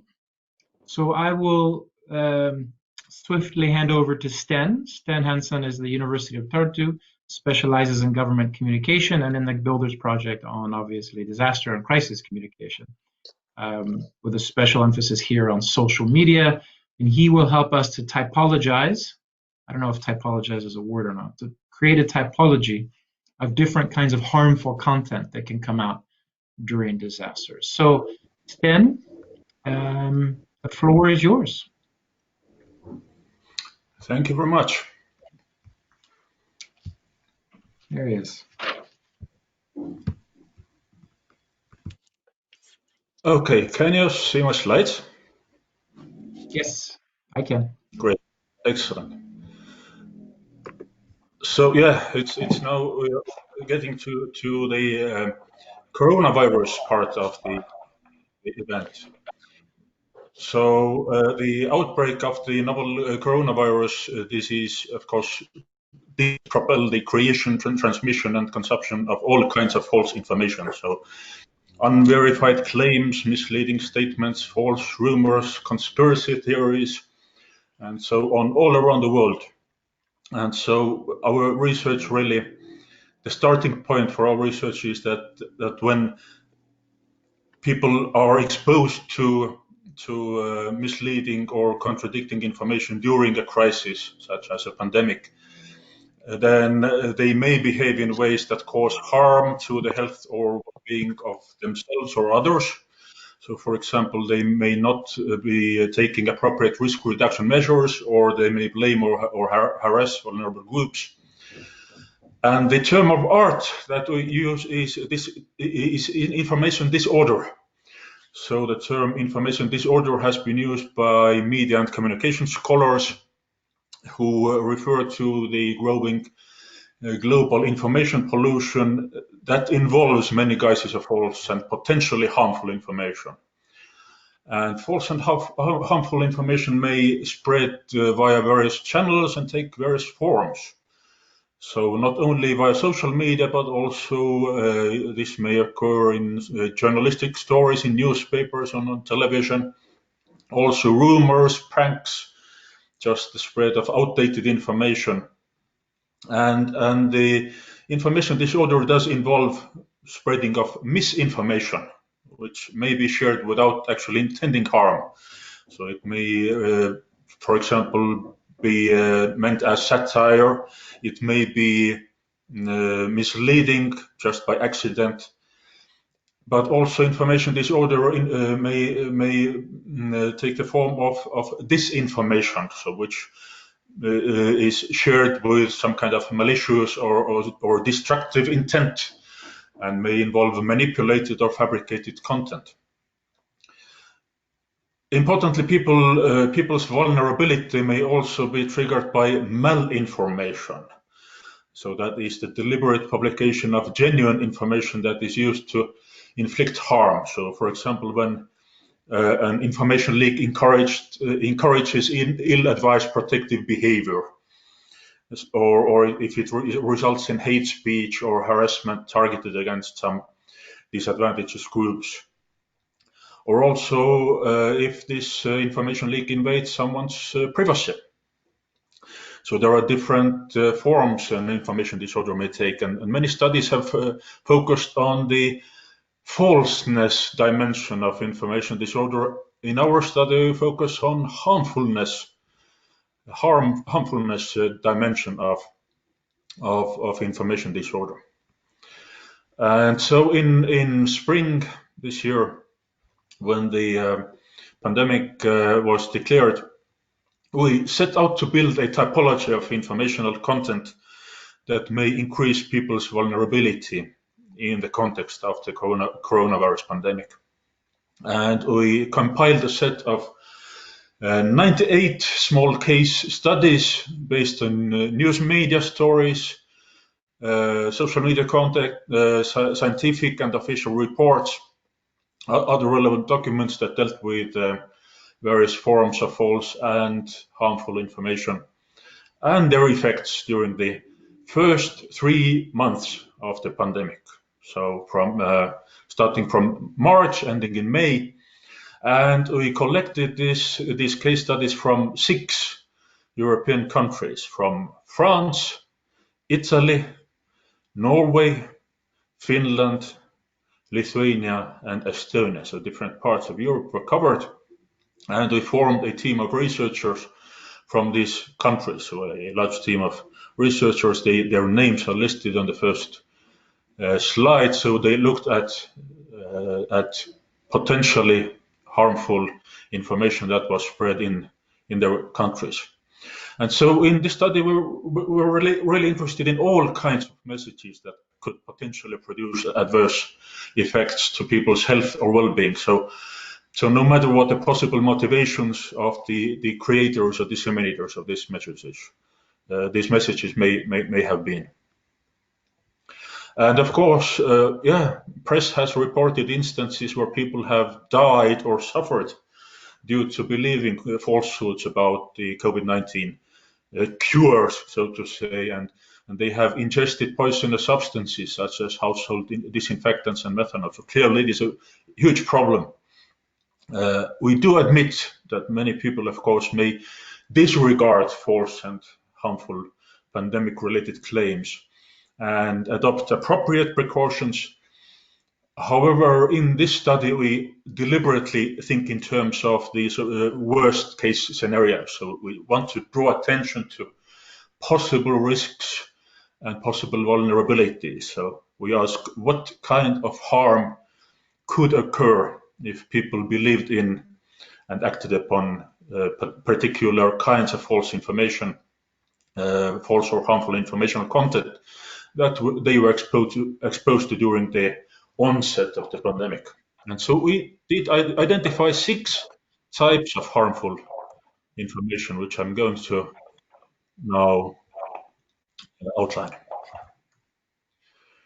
So first, there were messages that depicted the recommended or obligatory protective measures as either harmful or unnecessary. So governments all around the world did come up with policy solutions such as recommendations or rules regarding wearing a protective mask or using hand sanitizers or observing lockdown. And there were many stories spread where, for example, the wearing of protective mask was depicted as either harmful or unnecessary. There were stories where COVID testing was depicted as potentially risky or harmful. And there were stories where people were advised not to seek medical assistance. And there was also a case, particularly in France, where a fake lockdown lifting map was spread. So people were kind of discouraged to protect themselves because they were thinking that the lockdown had been ended. The other type of harmful information, messages promoting the use of false or harmful remedies against the virus. So essentially this involved giving scientifically unfounded medical advice.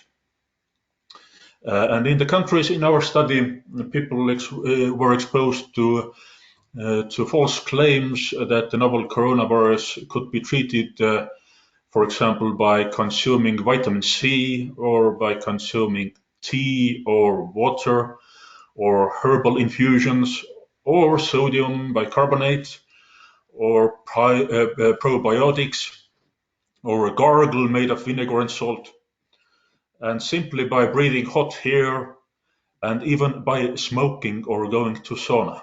So all kinds of false and potentially harmful remedies were promoted in the countries in our data set. The third type of harmful information, there were misrepresentations of the transmission mechanism of the coronavirus that could have made people falsely believe that they were either immune to or unlikely to catch the coronavirus due to some personal factor, such as their blood group or practices such as smoking, healthy eating, or drinking hot beverages.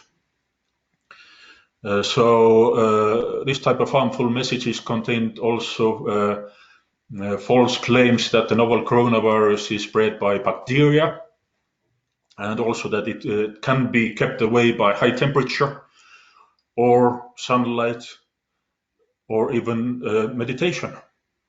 So if people have this kind of a false or misguided understanding of transmission mechanism and immunity, they may behave in ways that put themselves in greater risk, or also other people. The fourth type of harmful information. So there were messages that suggested that COVID-19 either did not exist or was not severe, that the overall risk of catching it was low, and also stories that the pandemic would end shortly, so thereby potentially lowering the perception of health risk and discouraging cautious behavior. So yeah, there were many misguided public depictions of the pandemic that downplayed its severity or infectiousness. So people may really underreact by deliberately engaging in risky behavior and inadvertently spreading the virus. So, for example, there were stories that the pandemic would end in a couple of weeks, or like specific dates were suggested, like the pandemic would end in August. Clearly something that did not happen, as we now know. Fifth type. So there were scammers who exploited the uncertainty created by the pandemic to trick people into buying fake protection against the virus, or into revealing their confidential information. So in the countries included in our study, we found reports of scammers who, for example, tried to sell fake coronavirus tests, who offered bioresonance devices, whatever that may mean, saying that this would heal people from COVID-19. They also tried to sell essential oils and promoted these as to be used as disinfectants. And there were cases where scammers visited people's homes and saying that they are going to install coronavirus filters, but actually stole their valuables. So a large number of scams occurred during the outset of the pandemic. And the sixth type of harmful information: certain individuals and groups were subjected to harassment or hate speech as the alleged spreaders of the virus. So in our data set, for example, there was a case where inhabitants of a refugee center were harassed in Finland because people thought that they were actually spreading the virus in the country. So in a nutshell, this is our typology. So these were the kinds of potentially harmful information that we were able to find in the countries that we studied. And we do suggest that this typology can be used to guide the development of risk communication plans to address each of these information-related vulnerabilities. So what may be the lessons learned, or the kind of the important takeaway points? So these types of harmful information should be seen as situational factors that may potentially trigger social vulnerability among various groups and individuals. So people may be exposed to messages that, on the one hand, discourage the adoption of appropriate risk behavior that is recommended by health authorities, and on the other hand, it may encourage the use of false or potentially harmful remedies. So the types 1 and 2. Information disorder may also affect the ways in which people interpret health risks. So how likely they are to catch a virus and how seriously it may affect them. So thereby possibly encouraging them to behave in ways that could pose a hazard both to themselves as well as those who come in contact with them. So types 3 and 4. And moreover, people may fall victim of pandemic-related scams or harassment. So types 5 and 6. And it is clear that people are more likely to become vulnerable if these situational factors, or these kind of types of false and harmful information, are new, novel, and they have no previous experiences with coping in such circumstances. So the pandemic was clearly such a situation. It is important that to acknowledge that people may suffer due to being exposed to harmful information, irrespective of the actual motivation of the creator or sender of the harmful message. So whether it was intended to cause harm to someone, or as it was just meant as a benevolent piece of advice or a joke. So it is clear that harmful information may sometimes be part of political disinformation attacks perpetrated by state actors. So people may try to capitalize on the fear and confusion created by the pandemic and share harmful information, either to sell some goods or services or as part of criminal activity, such as cybercrime or scams. But on the other hand, people may also give advice to others that is well intended, but may inadvertently cause harm. So, for example, if the advice concerning some remedy is not based on medical science. And in some cases, outdated information may be harmful. So there were some cases where suggestions that masks should not be worn were spread, but actually the messages about the mask were officially published several months before. So governments and health organizations are understandably concerned about the rise of pandemic-related misinformation, and they're trying to come up with various policy responses. However, our study suggests that to spot and mitigate possible information-related vulnerabilities, it is important to look beyond false information, misinformation and disinformation, because harmful information may not always be false. So, for example, people may not see the doctor or go to a hospital for relatively urgent reasons because they receive factually accurate messages sent out by hospitals, and they are just afraid that the capacity to deal with other diseases in hospitals is so low, so they avoid going to hospital and actually put themselves at risk by doing so. So not focusing only on misinformation and disinformation, but thinking about harmful information more broadly is important.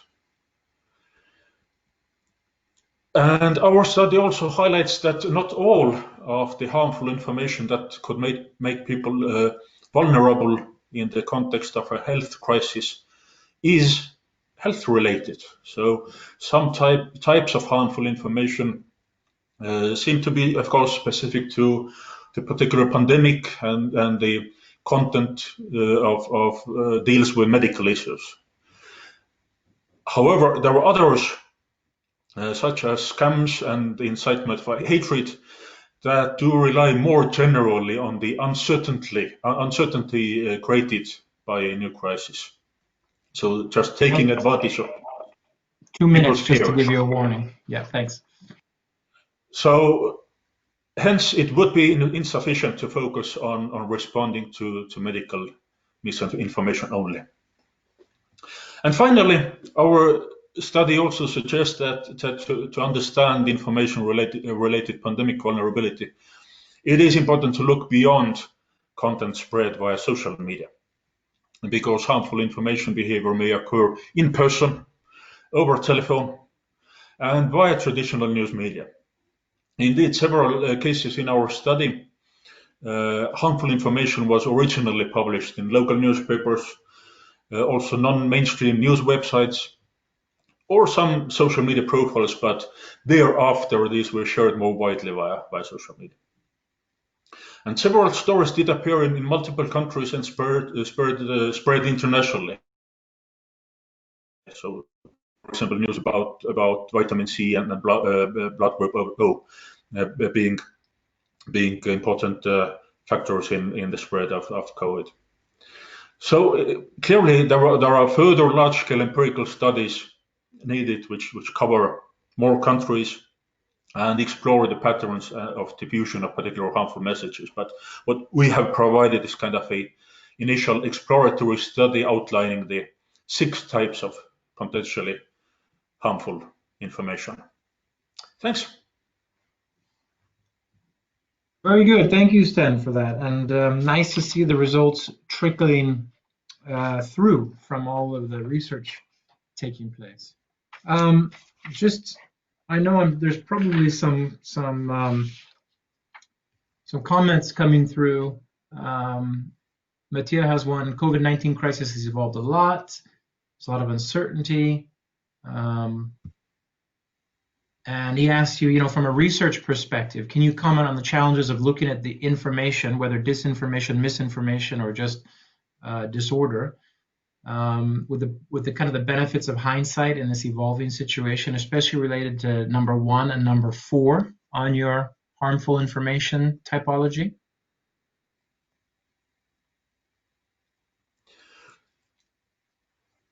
So our study was focused on the first 3 months of the pandemic. So we just looked at the informational content from that period, because it was truly new, a novel situation. People were really just trying to cope with the new situation. And it is difficult to study this kind of a situation, because it is a crisis that is evolving. So new information about the nature of the disease and the virus and its spreading mechanism is something that the medical researchers were only trying to figure out. And so this kind of a situation where there truly is a lack of authoritative information certainly does propel the spreading of potentially harmful information. And I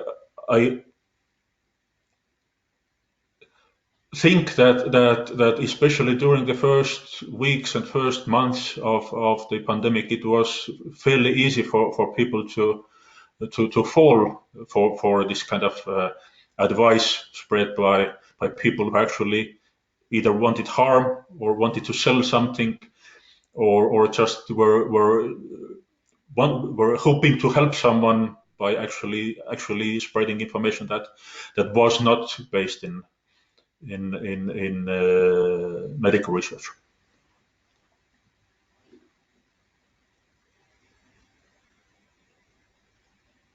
Excellent. Thank you for that, Sten. I have a question to throw into there. I mean, when I look at your 6 categories, I wonder whether or not we can generalize a little bit higher in terms of what this is. And you sort of suggested it, right? In terms of some of this is intentional, instrumental, some of it's, you and I have had discussions about information, disinformation, disorder.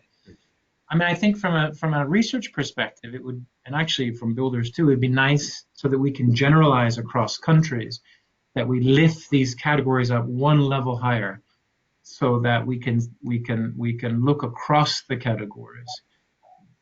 These are very specific in some respects. So my question to you is, can you lift it up a bit and how would you do that?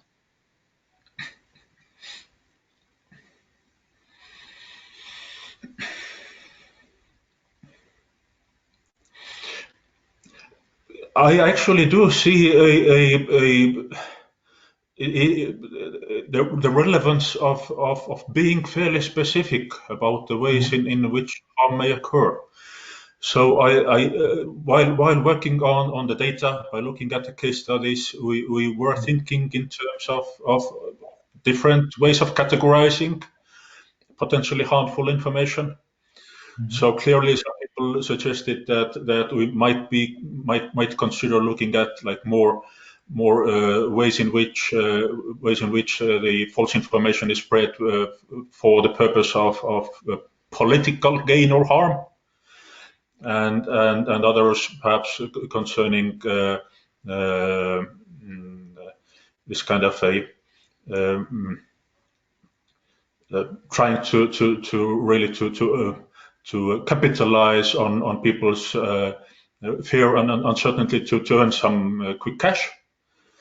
But I do think actually that this kind of a fairly specific typology that points out the ways in which particular informational content may cause specific potential vulnerabilities is helpful. So really focusing on the dimension of harm to health and well-being in terms of how it may change people's behavior, or how it may hurt people by turning them into a victim of a scam or harassment, is something that helps to more specifically focus also the risk communication and potential measures to address these harms.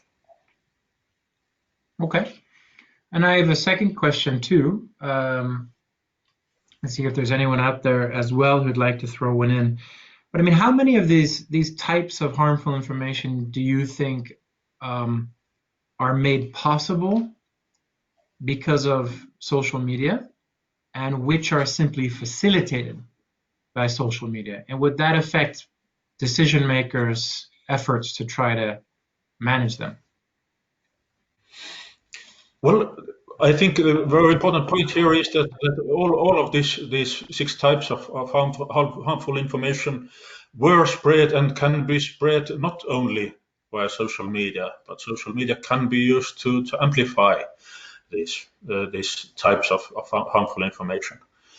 So clearly, several of these stories that were ended up being in our data set were spread by newspapers, also news websites, and people just sometimes share this information via social media, just to increasing its reach and potential negative impact.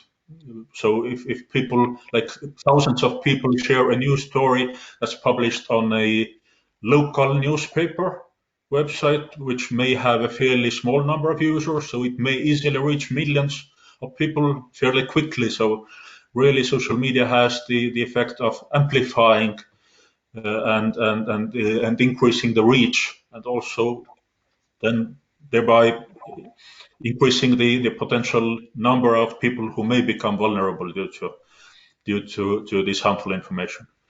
But it's easily may not be the initial, social media may easily not be the initial source of this harmful information. Okay. Good. Well, if you have any comments or questions, just throw them into the chat function and I'll keep an eye there. Or go ahead and just speak up if you wish.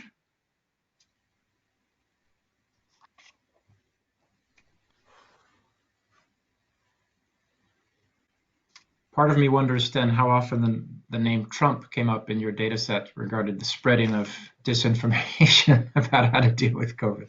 But no need to answer that one for us today. It is clear. Yeah.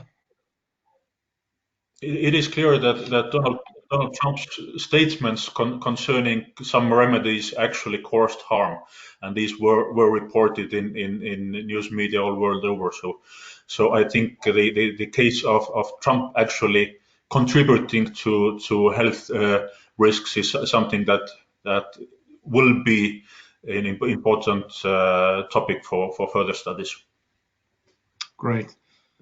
Well, we look forward to possibly that, but also the continuation of this research. So good luck in getting it published as well. Thank you, Sten. Many thanks. Thank you. Now we turn to our last but not least presentation on COVID-19 response by actual social care organizations. Abriel Scheffelers, sorry, I did pronounce your last name correctly this time, right, Abriel?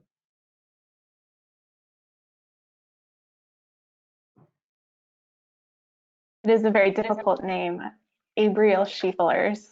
Scheffelers. I was wondering Chef or Scheffelers, but now I know. I won't make that mistake again. Thank you very much, and the floor is yours. Welcome. Great. Can you see my screen? I guess the the usual question here. I can see it fine. I think the others probably can too. Great. All right, so our research focused on the coping of social service providers during COVID-19 as part of Work Package 3, the vulnerability of severely disadvantaged population segments. Our research initially focused quite generally on how vulnerable groups cope in crisis, including hot and cold spells, earthquakes, floods, terrorist attacks, etc. But of course, during the first wave of COVID, our research pivoted to focus on the effects of that. We interviewed social service providers on how their services and clients adapted to the crisis, and we will follow up this research with direct interviews with clients on how they coped with COVID.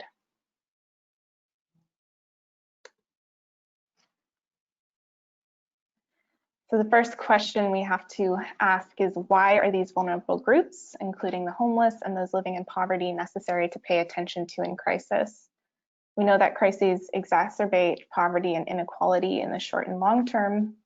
And we saw in particular during this crisis that stay-at-home measures and lockdowns are not available to those doing essential work, blue-collar work, or those working irregularly or homeless. They become at risk not only of catching the virus, but also losing their jobs and facing economic and psychological hardships. There has not been much interest in how vulnerable people cope in crisis and the long-term impacts of these crises on their lives, but it has been shown that the impacts of these disasters can be severe and long-lasting. For example, looking at the case of Hurricane Katrina in the US. Crisis is a situation in which it is not possible to operate with the usual resources and work organization, and we can look into the factors that shape an organization's coping in crisis broken into internal and external factors. We can look at organizational culture, prioritization of duties over health risk was a big factor during COVID. Many social workers, health professionals chose to continue working or not continue working based on their personal risk to the virus. Leadership as well, whether leaders are able to be flexible and innovate, and whether they have a risk appetite to violate or change the rules based on the needs of their client group. The skills and capacities include the availability of staff and volunteers in this case as well, resources available, and past experiences. External factors include support from national and local authorities, which is really key. Openness of the local decision-making system, inter-organizational support, and support from local community is also a factor. And in the case of COVID, we saw cultural attitudes towards vulnerable groups and stigmatization play a large role in how homeless and other vulnerable groups and minority groups were treated. Our study aim was to clarify the effect of the first COVID wave on social care providers and their clients. And to guide this, our questions included, how did the activities of the social care organizations change due to the COVID-19 pandemic? And which factors influence social care organizations' abilities to provide relevant help? We performed 29 interviews with both managers and staff of residential services and low threshold services, like day centers for the homeless and food banks, in 9 countries between May and July of 2020. We also created country reports to create a timeline which mapped the restrictions based on governmental guidelines and media reports. We also collected the status of social services and statistics on homelessness in these countries, which included Norway, Finland, Estonia, the Netherlands, Germany, Czech Republic, Hungary, Lithuania, and Italy. First of all, we looked at residential settings. These were more or less locked down at the beginning of the crisis. In some countries, they did allow their clients to be able to leave for work or necessary appointments, but restricted non-essential movement.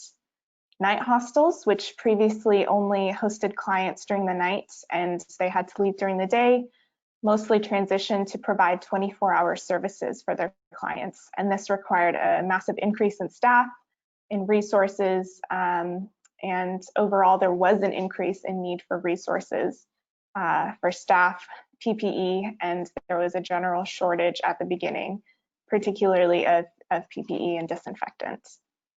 Common areas of the services were closed, group activities were halted, and sometimes it was possible to move these sort of consultations and appointments with social workers to the phone.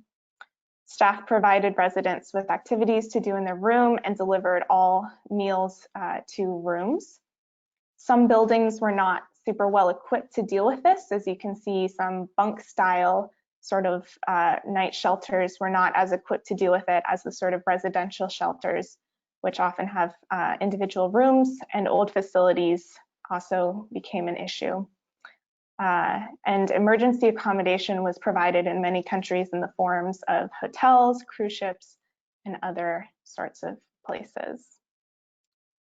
Day centers and other low threshold services were forced to essentially close their services, but they tried to provide food packets and other resources to clients instead of hot meals, hygiene facilities, and other sorts of socialization activities that they previously provided.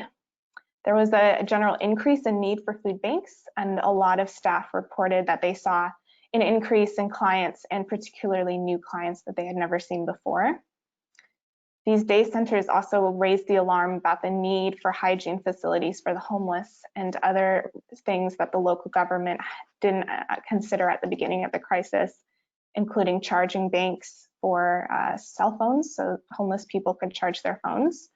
And some organizations did some advocacy, community advocacy, so neighborhoods would provide these sorts of charging sockets or sleeping bags. And these day centers also kind of converted their services, so they were mobile outreach teams, which made homeless people aware of the restrictions, gave out supplies, and maintained contact with these communities. There was also some assistance from communities, like I said, also in donating food, making masks, and other things. Other groups that receive assistance from social services include families living in poverty, irregular migrants, victims of domestic violence or human trafficking, people dependent on substances, and the elderly. And the majority of these services shifted to online calls, which made it more difficult for social workers to connect with clients and access information. One social worker in Estonia said, "It's difficult to really connect with people by phone. Often they don't tell all their problems, for example, in the case of domestic violence. Meeting face to face, I can close the door of my office and it's different. We can connect." Some staff reported losing track of their clients, especially those in precarious situations related to homelessness, trafficking, addiction, or family violence. And children were also a concern as they were no longer able to access school meals and didn't have the technology they needed to go to online school. Clients with mental health issues and the elderly who were very isolated did not cope well overall with the crisis. So the major obstacles faced by clients in residential settings, the hardest hit were clients who were taking the next steps towards a new life, who maybe had lost their job because of the crisis and their freedom of movement. And for them, it was like taking a few steps back, and that was quite disheartening for many of them. Overall, clients coped well and were quite grateful to staff for the sacrifices they made. Staff reported that there was a lot less aggression in clients than they would have thought as they were all being locked down together. In one case, being locked down allowed a group of substance abusers in a drug and alcohol rehab to successfully go through detox. So there were some positives throughout. For day center clients and homeless still on the street, they were of course affected by their lack of access to day centers, as well as their lack of access to leftover food from restaurants or money they normally receive through begging. They also experienced a lack of access to information and social services. They were also seen as a risk to public health in many places, and in some were forced to go into accommodation. A lot of them didn't cope well, but some of them did, simply because they were used to making do with already very difficult situations. For other clients, communication with social services was a challenge, and there was an increased need for assistance from food banks and other services. The homeschool education of children was difficult, especially for families with adults who were from migrant backgrounds or low education, and those who were living with their abusers or traffickers, or those elderly, lonely elderly, those with mental health issues suffered a lot. The major obstacles faced by organizations is that they reported being seen as invisible, with more attention given to the elderly in hospitals, especially at the beginning of the crisis. Like I said, there was a huge increase in staff workload and overall a decrease in number of staff due to illness, susceptibility to the virus and choosing to not work, and a decrease in the mostly elderly volunteer, especially in these sorts of day centers where there's a lot of volunteers. Regulations were unclear and constantly changing, and a lot of times didn't refer directly to social services, so they had to sort of cobble together regulations based on different sectors that might apply to them. There was also a lack of assistance. While some governments did help social services access PPE, in other countries, social services were more or less left on their own to get them.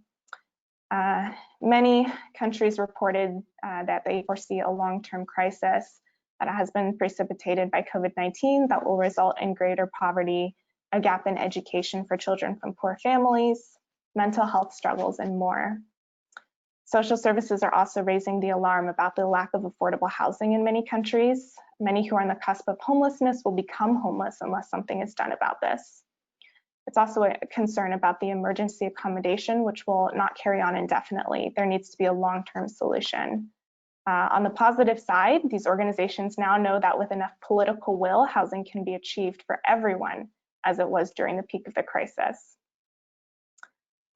Communication with vulnerable groups was a big challenge, as there was no access to TV or radio for these groups, such as homeless, and so employees of social services printed out information, posted info on walls and notice boards in easy to understand language with translations if necessary, but even this wasn't enough in most cases. Many of the clients of accommodation units have mental health issues and needed special attention to adapt and not feel anxious or afraid of the situation. So employees said that they felt that they had to explain over and over again the regulations. And they were also the primary source of information related to the restrictions and hygiene measures for their clients. Finally, homeless and minorities like Roma were seen as a vector of disease.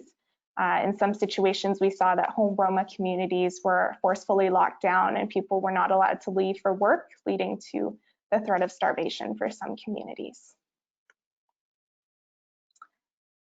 The influencing factors that helped these organizations to cope, or that they saw as very important towards their future coping with crisis. Firstly, internally, an emphasis on mobile units and alternative ways of assisting clients. Staff learned how to follow up with their clients electronically and reported that some ways of doing this will be carried forward beyond the crisis. Stockpiling of PPE was essential. One country reported that they already had some stock of PPE, which made the immediate moments of the crisis easier to deal with. And many social services reported that they were preparing for the second wave and future crises by stockpiling these sorts of supplies. Also, more emphasis on emergency planning in the future was expressed by many. Externally, advocacy was seen as a huge success and need for the future. Here you can see in the future a campaign done by the Salvation Army in the Netherlands called Stay at Home How? The Salvation Army in the Netherlands highlighted the inability of homeless people to stay at home and the need for emergency accommodation. As a result of this campaign, a cruise ship, a former prison, and hotels were turned into emergency accommodation, and companies like IKEA donated furniture. The importance of good communication and cooperation with local authorities was essential. Countries with good cooperation with local authorities had a much easier time meeting the needs of their clients, advocating for vulnerable groups and receiving funding, and adapting policies to meet the needs of vulnerable groups. Solidarity from community and donations from individuals and businesses not only helped to provide the needs of these vulnerable communities, but also boosted the morale of social workers as they saw that people were showing solidarity and actually cared about the homeless and other vulnerable groups. So in conclusion, our research showed that COVID has, I guess, predictably disrupted and changed the way that social services work, as it has disrupted every part of our lives. It has required internal flexibility and preparedness, and it's required external assistance in many ways. Thanks. I think I'm the only one who finished before my time, so you are just perfect. Thank you, Gabrielle. I appreciate that a lot. I'm just I'm fumbling with my phone to turn off the timer because I didn't need to be reminded in this case. Thank you very much, Gabrielle. It's wonderful to get your perspective here because you're one of the few who has actually seen, or you have access to those who've seen directly what's really happening. There's a tendency for researchers and even experts to pontificate from on high. And I think we need someone to come in and tell us what's really happening and what's really needed. And actually, I was going to, what I would like to do is, and I enjoyed your presentation a lot. It showed the various challenges facing vulnerable communities. And we are only halfway through the BuildERS project, so I'm not going to beat ourselves up, but I feel that we still have yet to really make that concrete link between the research we're doing and the actual vulnerable groups. This is a translation exercise which will come in the next year or so. But from your perspective, if you had to distill it down to one thing that these vulnerable groups that you know of well really need from a project like us, of which you are a member, but still, the larger BuildERS project, what's the one kind of central thing that our perspective, I shouldn't even say that, that's too vague. What's the concrete thing that's needed, the concrete support or capacity or asset that we could bring to these people that you identified in your PowerPoint presentation? What do they need most, more than anything? Yeah, I think in many ways we know exactly what these vulnerable groups need. They need increased funding, they need these sustainable housing solutions. There are a lot of really good solutions on the table, including something the Salvation Army is working towards, which is the Housing First initiative in many countries. So we know that there are solutions that are sustainable and long lasting. It's just a question of creating that political will, which I think this health crisis has shown that that there is the possibility to implement these solutions because they were implemented in the short term for many of these groups. We saw, money being given to people out of work. We saw these emergency accommodation, and we even saw in some cases the regularization of migrant workers who previously had been really ignored by the EU. So the crisis has brought to light many long-standing issues that now we almost have the opportunity to say, okay, we have these issues now worse than ever in a way, now clear as day, we could say. And in order to prevent future crises, in order to prevent the worsening of their situations by future crises, we need to work now to meet those needs in a sustainable way. So I think it's really that that sort of advocacy that the solutions are here is really needed by these vulnerable groups.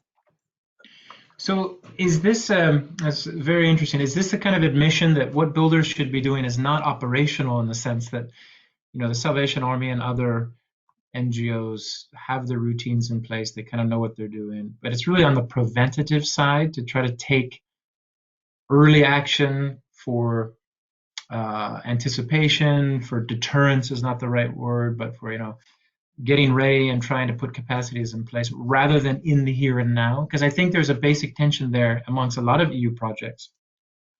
There's on the one hand, a desire to kind of build technological toys that first responders can use immediately versus improving our knowledge of causes, of trends, of capacity gaps that can be repaired in the on the everyday level rather than wait for the crisis to happen. Are you suggesting that in a way?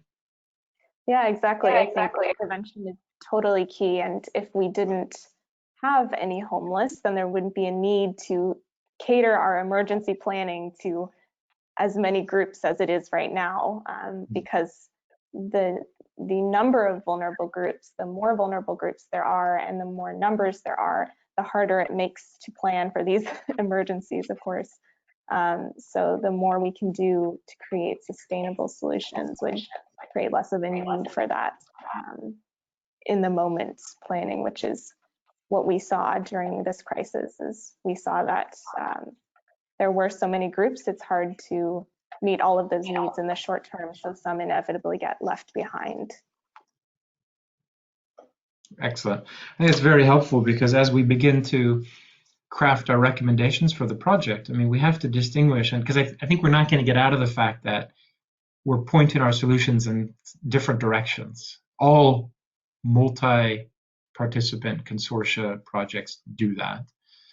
I think it'd be useful to kind of acknowledge that and to make sure we direct our recommendations towards not just in the moment technologies, but before the moment awareness raising campaigns, for example, all the way to root causes. Of course, we're not going to solve any root causes of the BuildERS project alone, but we can emphasize what you just quite rightly emphasized, which is that vulnerabilities are not something that people experience this week or this month alone. These come years, if not decades, if not centuries in the making, these vulnerabilities, which require, some of them fairly drastic reorganizations of society if we want to fix them. Again, BuildERS is not going to be able to fix those, but we can at least bring your good points to light here. But let's be careful about offering solutions and saying, well, we're done. Everything should be, vulnerability should be gone now. Yeah, I think such a key aspect of BuildERS is this resilience aspect, and building that resilience not in the heat of the crisis, which is too late, but building that resilience. And as these social workers are raising the alarm bell now, like they do see down the road the shortage of social housing, the shortage of funding for social services, that is going to result in a bigger crisis down the road. So definitely building that resilience is absolutely key before the crisis even starts. Great. Well, thank you, Gabrielle. That was a very nice presentation, very helpful, I think, for the thinking of the overall project. I'm checking the chat function now to see if anybody has thrown in any questions or comments. I'm sure we're approaching our third hour here, so thanks to everybody for hanging in there. It's been fruitful and full of information. So in some respects, our heads are spinning, but I found that one of the very useful aspects of this is that we're all putting our kind of assumptions, our early findings on the table, and we're discovering where, to whom we're speaking, at what level we're speaking, where our findings are focused towards. And I think this is extremely useful at the halfway point of a project, because every project like this, there's a lot of people doing very good work within the framework of the project, but at the same time, they're prioritizing different questions, they're using different data. I think that they're doing terrific work, but the time now, and it's become clear in this colloquia, as Gabrielle and I just discussed, making sure that people are transparent about what level of government their recommendations are being posed towards, what level of society their research is aimed at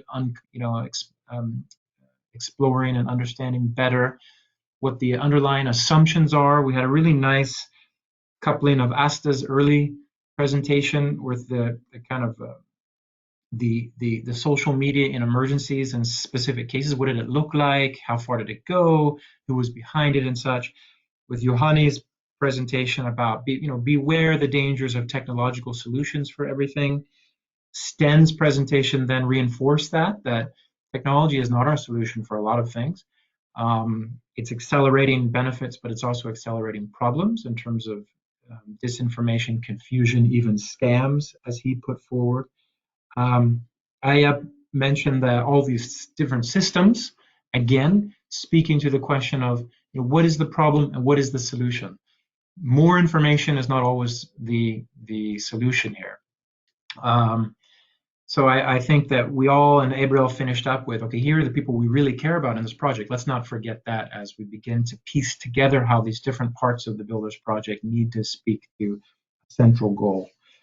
So I was very impressed with all the presentations. I hope the rest of you were as well. I took a lot of notes. I know Therese is here with me from Stockholm University online, and we were desperately scribbling to help bring some of these main points out in the recommendations, which we're starting on now and will be done at the end of next year, I believe it is.